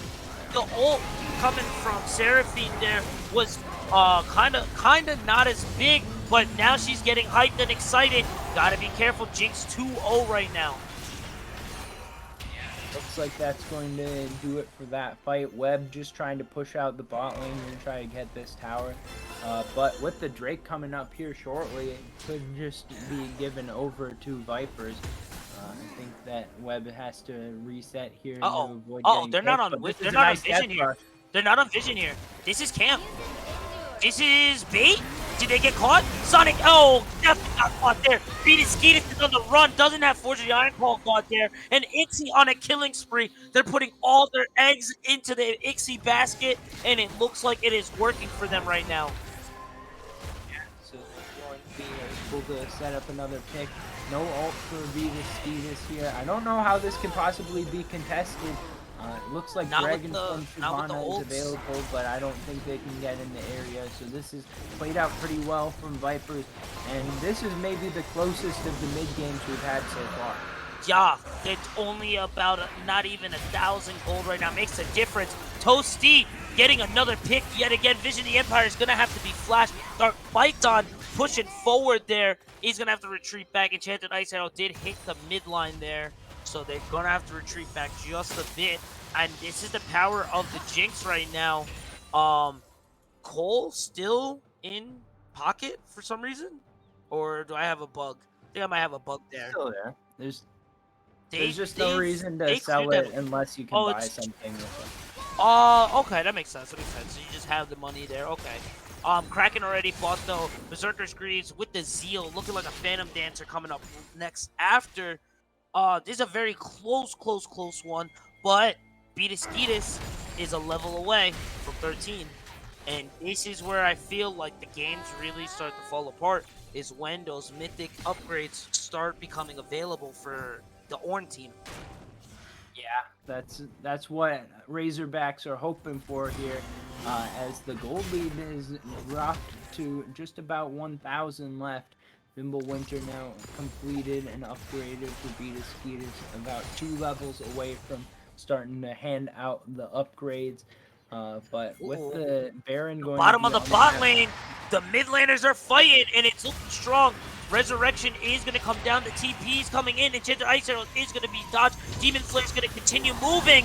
Toasty is going to be able to get it. Toasty is able to still press R. He has not yet. Big damage there for all 3. The Cavalry is not coming for him at all either, so they are going to trade 1 for 1 for the 3. The Cavalry didn't come because they're trying to grab something else, which is the Baron, and the Baron is burning down as we speak. 6K it's gonna going be down. spotted out here. Ash We'll is see the if only the one that collapse is in in time. I the think that area they're right going to now. get here just too late, but I think that they will be able to start a fight on the back end if they want. I don't think that it's going to be an advantageous one though, because they Ooh, dropped they're a pretty bunch chipped of up. their... I don't know about that. Well, all right, just Baron giving over for a trade of mid laners. That's got to feel good for Vipers. They've evened Ooh, up the gold. the Glacial Hook, the Rocket, the Encore. Oh my God, the Encore read. No way, Sunny with the downtown shot. What? With the turn. No! Enchanted Ice Arrow shotgun to the face is going to shut down the Ixie. That is not the best outlook for them right now, especially after the Baron grab. Oh no, More. Sunny getting picked up as well too. What is going on here? Finish the job. Go for those last kills. Get all the Barons off. But they will not find the solo lanes just yet. Razorbacks fighting back now, though. 3 for 1 in that trade. They're able to get onto the back line. It was a very nice encore coming through from Sunny, able to get a ton of distance thanks to going through a few allies. Here comes the replay. So we'll Yes, see. sir. Lost in Paradise going to start this one out by finding a pretty good hook, trying to reset, but walking a bit too far forward is Gale. Going to get popped there real quickly. Lost in Paradise goes down, but the turret shot finishes Oh, off the the get kill. Now excited Dixie flash is forward. it does Trying get to hit get by that that extra enchanted rocket crystal off arrow. there. And then give me a cup twice, walking forward, gets in a situation where the exhaust takes away a bunch of the damage, but then Webb comes in on the re-engage. A real back and forth of a fight.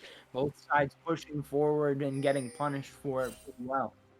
Yeah, Ixie taking a little more cookie there that they could chew. So it's all right though. I think they're completely still fine. That shutdown did kind of go. The shutdown did go to Ash there, so she did get her wits end there from it. So it's iffy. It's iffy. Victoris though, my gosh, still a threat. 3-1, level 13 has been activated. I definitely favor that fight for the team without Baron, because if you take 3 Baron buffs away, you're able to get a few shutdowns as well. And now with 30 seconds leading up to this next Drake, I wonder if this is the spot that needs to be contested. Lost in Paradise looking for a pick real quick, but not going to be able to find one. Victoris is rotating down, so it looks like they mean to fight. Oh my gosh, the chompers yet again. Looking very scary here. Fortunately, Iron Call God will be starting this fight. Dragon up, coming in from Shyvana. Gale taking a lot of damage there. The Subjugate is going to keep him alive for a little bit, but not long enough. Demon Flare plus the Mundo TP coming in. Huge damage. Victoris on the back, trying to get this front line away, but they cannot. Sonic 50 on the run here. Dark Python's just going to chase down the Ornn instead. Huge damage coming in from Ixie. Gets the shutdown. The Zap coming in for the dub from downtown, baby. Ixie putting the team on the back and pushing them forward. It's not over yet, but it is looking great right now for the Vipers.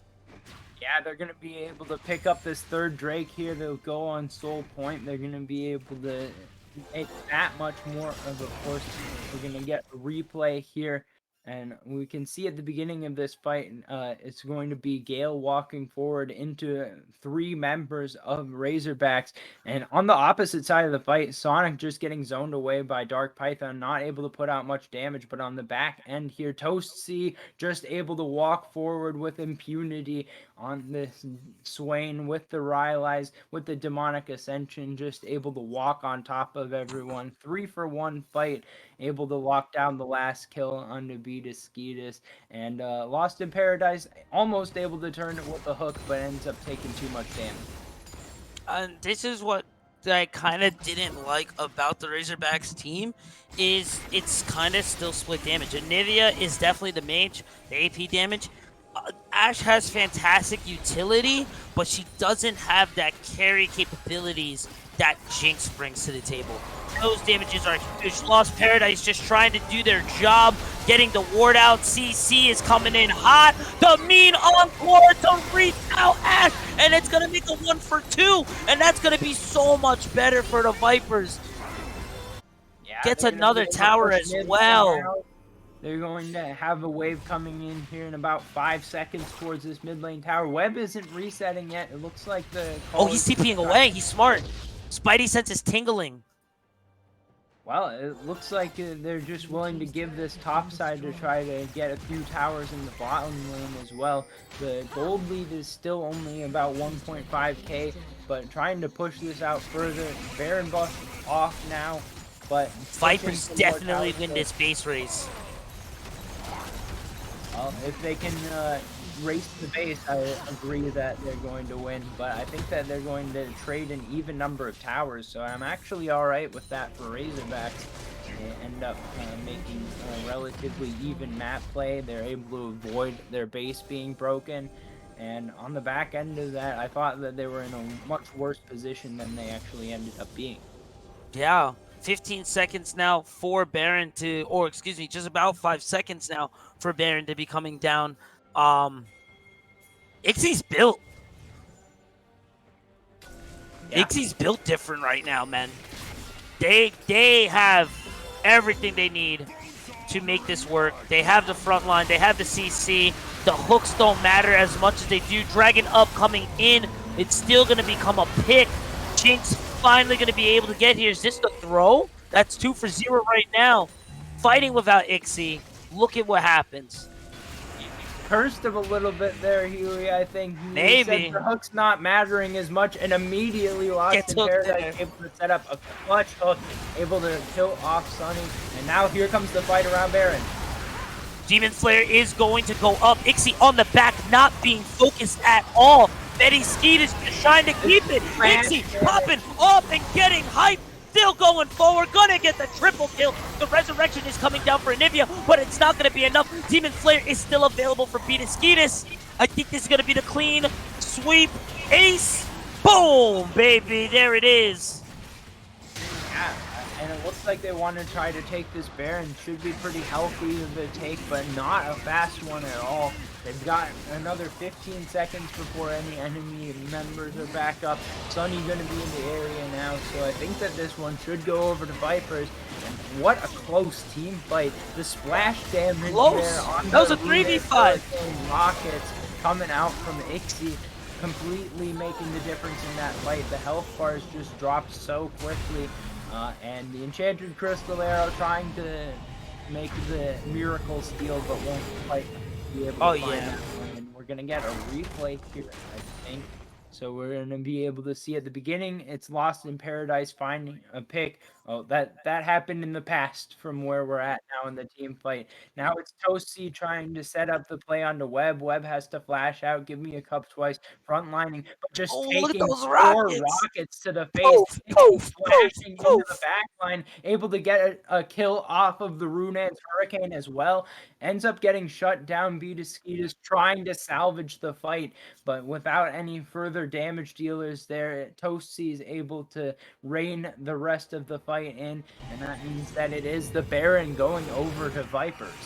And Soul coming around in 25 seconds here.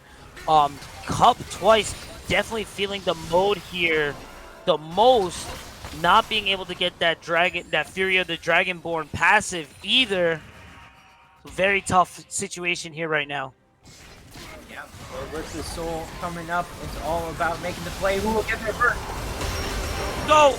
Huge pick there. Sonic 50-40 being able to go in, but Toasty is going to be able to switch it back. This is looking like a Viper pick game right now. 2 almost gone. Ixie again on the back. The zap dodge, but the Demon Flare burn.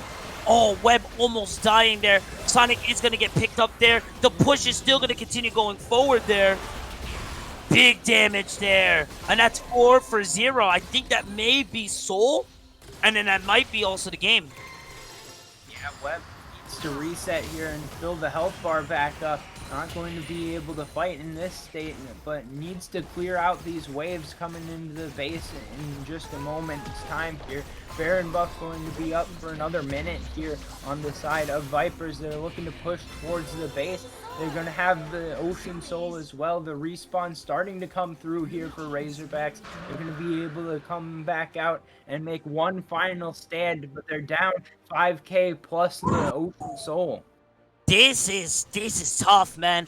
Even with the Ornn opportunity available, I don't know if they're gonna be able to fully finish this. They gotta get a hold of Ixie. They have to. Ixie, excuse me, and Toast have to get dropped. If they don't get dropped, they win the fight. Don't die before we have our I next might fight, die. Huey. I honestly might die here. This is becoming an intense battle. These teams have been back and forth all series. It's been Vipers, it's been Razorbacks, and we're going to have to find out who's going to come out on top in the last match here.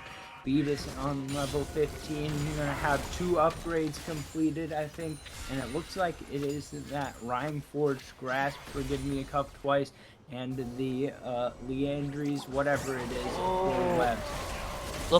They fell for that bush trick twice now. Dragon this Ascend is going to have to be used as a disengage. That is not going to be super beneficial when this dive comes in pretty soon. Ocean Soul may be like the worst Drake for them right now too. Yeah, they're going to be sieged out here, it looks like, but can they clear the waves? The Baron is gone now, so they don't have to deal with the enhanced minions. They have salvaged their base thus far in the game. They have not allowed any hidden hip towers to be broken, but they are pretty far behind now in the gold. And they need to allow more time to scaling to make up for this. But with the next objectives coming up here in a few minutes, they're going to have to find a way to contest. Oh, the long range encore! Oh my gosh, dude. That was actually crazy there.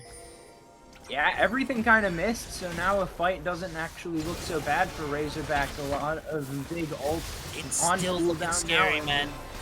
Yeah, it is scary, but they can look to turn. They have a good opportunity in front of them here if they can get their health bars back up and get onto the map, get some vision going for themselves, and look for a play out of the vision. They're gonna have to make or break something here. 6k advantage right now over to the side of Vipers. Holding down and with just kind of withhold from this storm is looking great right now. And if we could bring up the map real quick, can we get some vision check real quick? Not a lot of vision there for Razorbacks. Red side kind of covered, but you can't really be walking out there. And if you do get yourself caught out there, it can spell death. Yep. 3 minutes now until the Elder Drake will come up. That's going to be the time where they really need the vision on the bottom side. Until then, they can focus on trying to push out their vision line on the top side, be able to know when the Baron is going to be started up.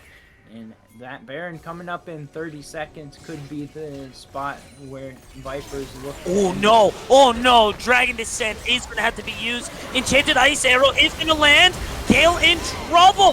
What the 3-man encore? Fortune the Iron Call is going to come, but I think it may be the call too late. Ixie on the back. No one is there for Ixie. Looking over at Toasty and Dark Python, they're just pushing on there. Ixie's back with the rest of the team, and they are just ripping. Give him the penta, and ladies and gentlemen, that's the penta kill, baby. Let's go, Ixie. Let's go, Ixie. You That love is the to see it, pentakill. dude. Let's That will go, send dude. Vipers Yes. to the semifinals Oh of my VAD. gosh. What a series and what a performance. Exito! Ixie showing up off the subs bench and turning into the player of the series and turning this one around on its head. Vipers looked like they were down early in this game. They were very closely contested in the middle, and at the end, it's Ixie coming out on top with the pentakill. Vipers take the series 2-1 and move on towards the semifinals. What a huge turnaround. Early game was looking fantastic for the Razorbacks, and Ixie holding it down, not giving up a kill, and just pushing forward once they got those 2 kills under the belt. 15, 2, and 8, 35,000 damage, 19,000 gold. Congratulations to Vipers for moving on into the semi-finals. Congratulations to Ixie, as you said, Huey, as you said, Tiger, coming off the bench, leading the charge, being the tip of the spear in both of these phenomenal comeback games. I think we're gonna have an MVP vote, but yeah. So we'll have to see. But I do want to say, Tiger, I want to come to you. Vipers, we were questioning Ixie. We were questioning, some of their coordination. Will their team play be as strong? We saw it in game number 1. Game number 2, Razorbacks, I think they just found their mojo. But in game number 3, we saw it again. Vipers, even from behind, they had the team coordination, they had the team play, and they were a cohesive unit throughout. And that's what got them here in the first place, was meshing. And again, Ixie was the point of that spear. I mean, this is a team that is looking very dangerous now, Tiger. Yeah, definitely have to watch out for them. They're going to be up against Astronauts, so I'm sure that they're going to come in as underdogs in that matchup. But I think that at this point, they're pretty much fine with that. They've been underdogs a lot this year, and they've always shown up and given us a good match. So we'll have to see if they're up to that task. Yeah, that is going to be the big thing. That is going to be the big question, is, how, will they be able to take down the top seed out of Group A as the Group B seed? But they had an electric performance tonight. And again, we are technically waiting on the MVP, voting, so we aren't really going to call that yet. But Huey, I think, another place to look at was in the mid lane. The Swain pick for Toasty was getting kind of bodied by Webb in the first 2 games, but in this final game, Swain into Anivia performed really well. I think this was the first time Toasty didn't get solo killed. I think this is the first time. A lot of attention was going in the mid lane for Toasty, and he was able to keep themselves alive, and he became a monster that just right behind Ixie became a serious threat. Trundle, Dr. Mundo up front, Seraphine on the back line too. Those encores were insane. But if it wasn't for Ixie, if it wasn't for their mid lane carry, there was nothing there. And I feel almost every game, Razorpack didn't have a definitive carry. Their mid lane Web, fantastic. The utility, the enchanted ice arrows, fantastic. The damage though, this just wasn't there. And it will look like fights were winning to their side and that they were going to their advantage, and it just wasn't enough, dude. Yeah, I think once we saw those team fights coming in, Lost in Paradise, by the way, had a phenomenal game, right? That was an insanely good Blitzcrank game. And we saw more and more hooks as the games went on, where they were great hooks. You hook one member of the enemy team into your team, they end up dying, and then there was just no follow-up damage. It felt like the Anivia was the damage focus for Webb, and I'm not saying Anivia is a bad champ, but the Anivia just didn't seem to be enough. But overall, I will say, Vipers, as we said, look strong. Tiger, where do you clearly this team can come back from nearly any, from really difficult deficits. and still perform well. Their mental is very strong. So how do you feel if your astronauts coming into this facing off against such a tenacious team in the next week? Well, I mean, astronauts probably feel pretty confident. I mean, if they stick to their game, it's worked for them all year. So Right. I think that they need to not overlook Vipers. They need to still prepare well for the series. They need to watch out for it. If it's Ixie or if it's Nickel, they're going to have to watch out for the AD carry position either way. But I definitely think that Vipers are going to want to build off of this success with picking more team fight oriented comps, because they definitely showed that in that late game they're very confident in playing out those 5v5s. Yeah, exactly. Their team fighting has been second to none. And I think especially in a league, around this level, gold, low plat, kind of capping out, when you can have that coordination, have that team fighting, it is really proving to be effective. So we have our MVP screen ready. Look, the voting has not technically completed yet, but we all know the answer. So Gurf, go ahead, give us that screen. Give us the stats, baby.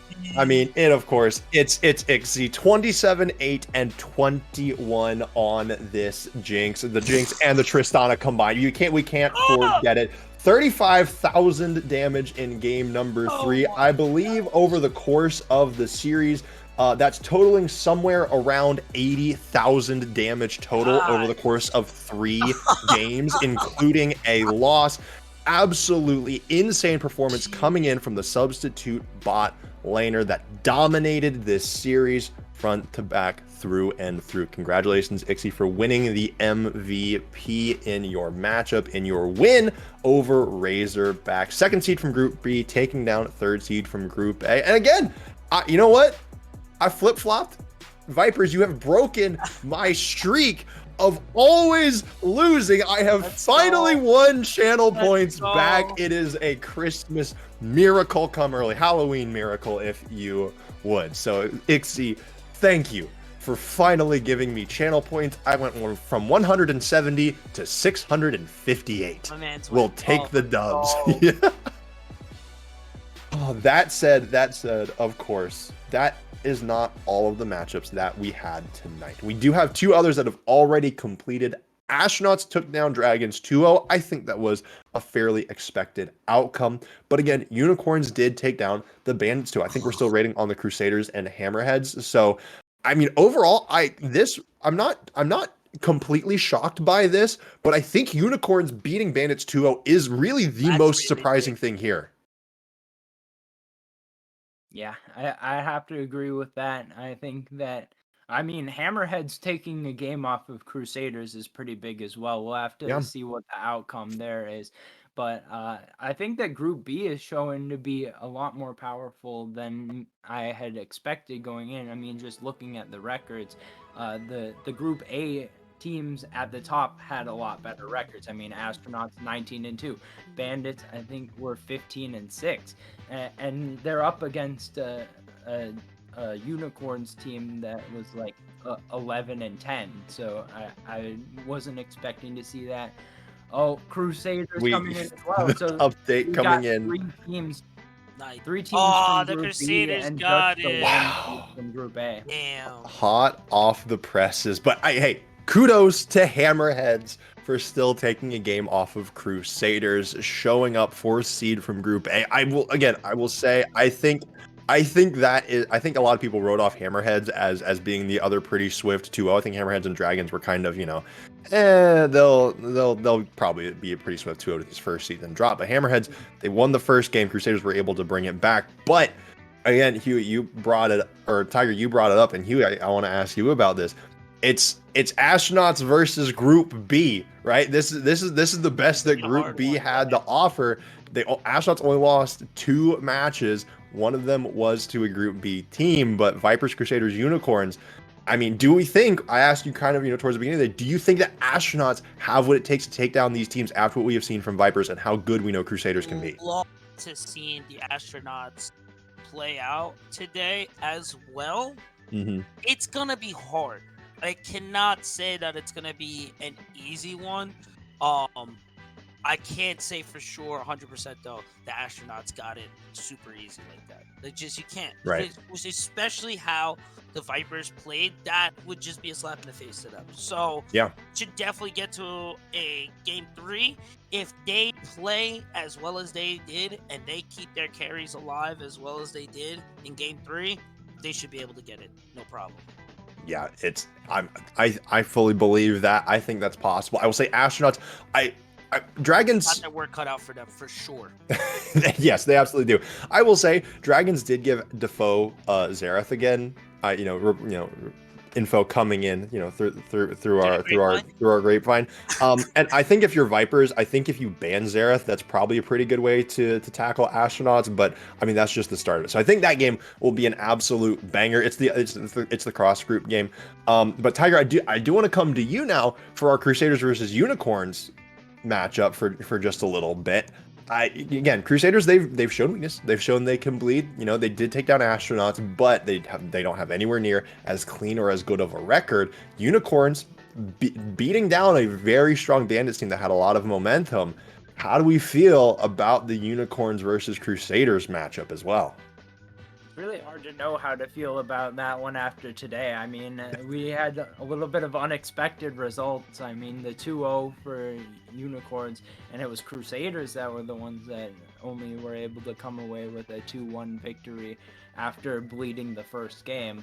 So I definitely think that Crusaders should still be favored in this matchup, but Right. I'm looking forward to seeing it. I don't think it's a clean-cut 3-0 after today's shenanigans going on there. Yeah, I think we have 2 phenomenal semifinal games next week. Some absolute bangers. It is next week, right? We don't take a break. We don't take an off week. No. Okay, good. So right yeah, that's great. That means the momentum just keeps up and it just keeps going. We start best of 5s next week as well, which means we're gonna get even more heaters. We might get silver scrapes next week. I have a feeling that it's gonna happen. But I will say, before we sign off for the night, we got 4 teams left. Which 2 are going to finals? Which one is winning it? I'm putting you on the hot seat now. Who wants to go first? I'm letting you volunteer this time. All right. I love the Vipers. I was really hoping the Hammerheads were coming through. Oh, this is going to be hard, man. For finals, this is going to be hard, bro. It is hard. I got to stay. I got to stay Vipers. I'm going to stay hard. I'm going to stay strong. And this may be a little of a hot, but if they continue doing what they're doing, maybe the Unicorns could push it through. Viper Unicorns for the finish. That'd be sick. That'd be sick. I think that would probably be the most unexpected. Well, of the four remaining seniors, probably the most unexpected. I think the most unexpected coming in the playoffs probably would have been a Dragons Hammerheads matchup. But yeah. I think with the remaining teams, I think Vipers Unicorns would probably. They got one though. Let's go. They did. But I do think that this is a spicy one. Tiger, who were we thinking?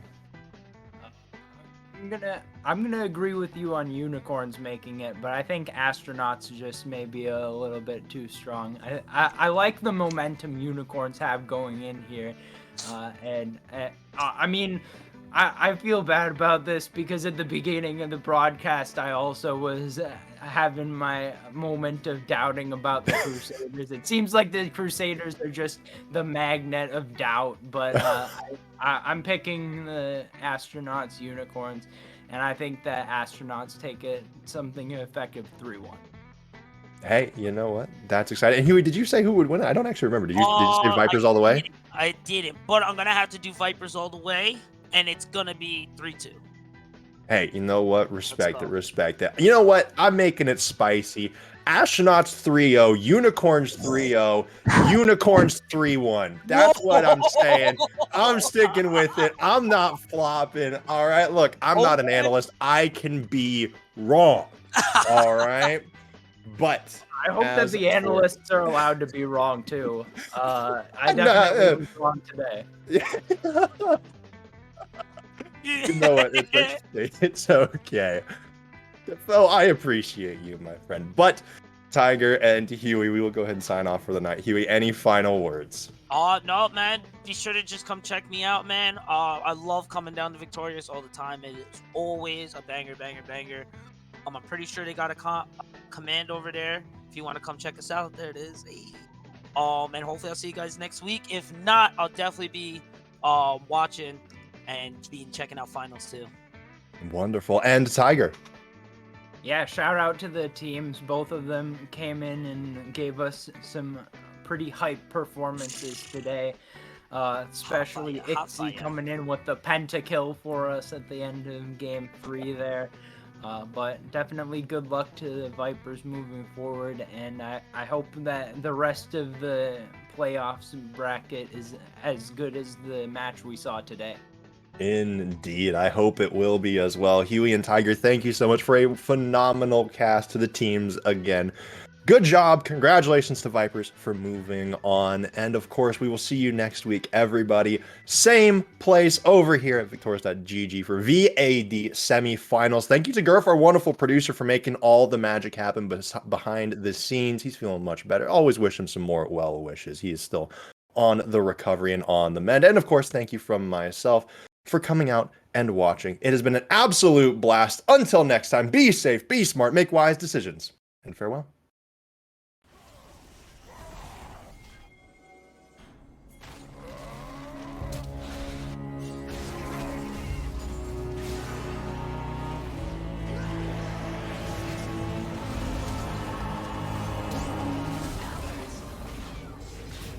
As a child, you would wait. I'm walking far away. You always needed to be the one that will find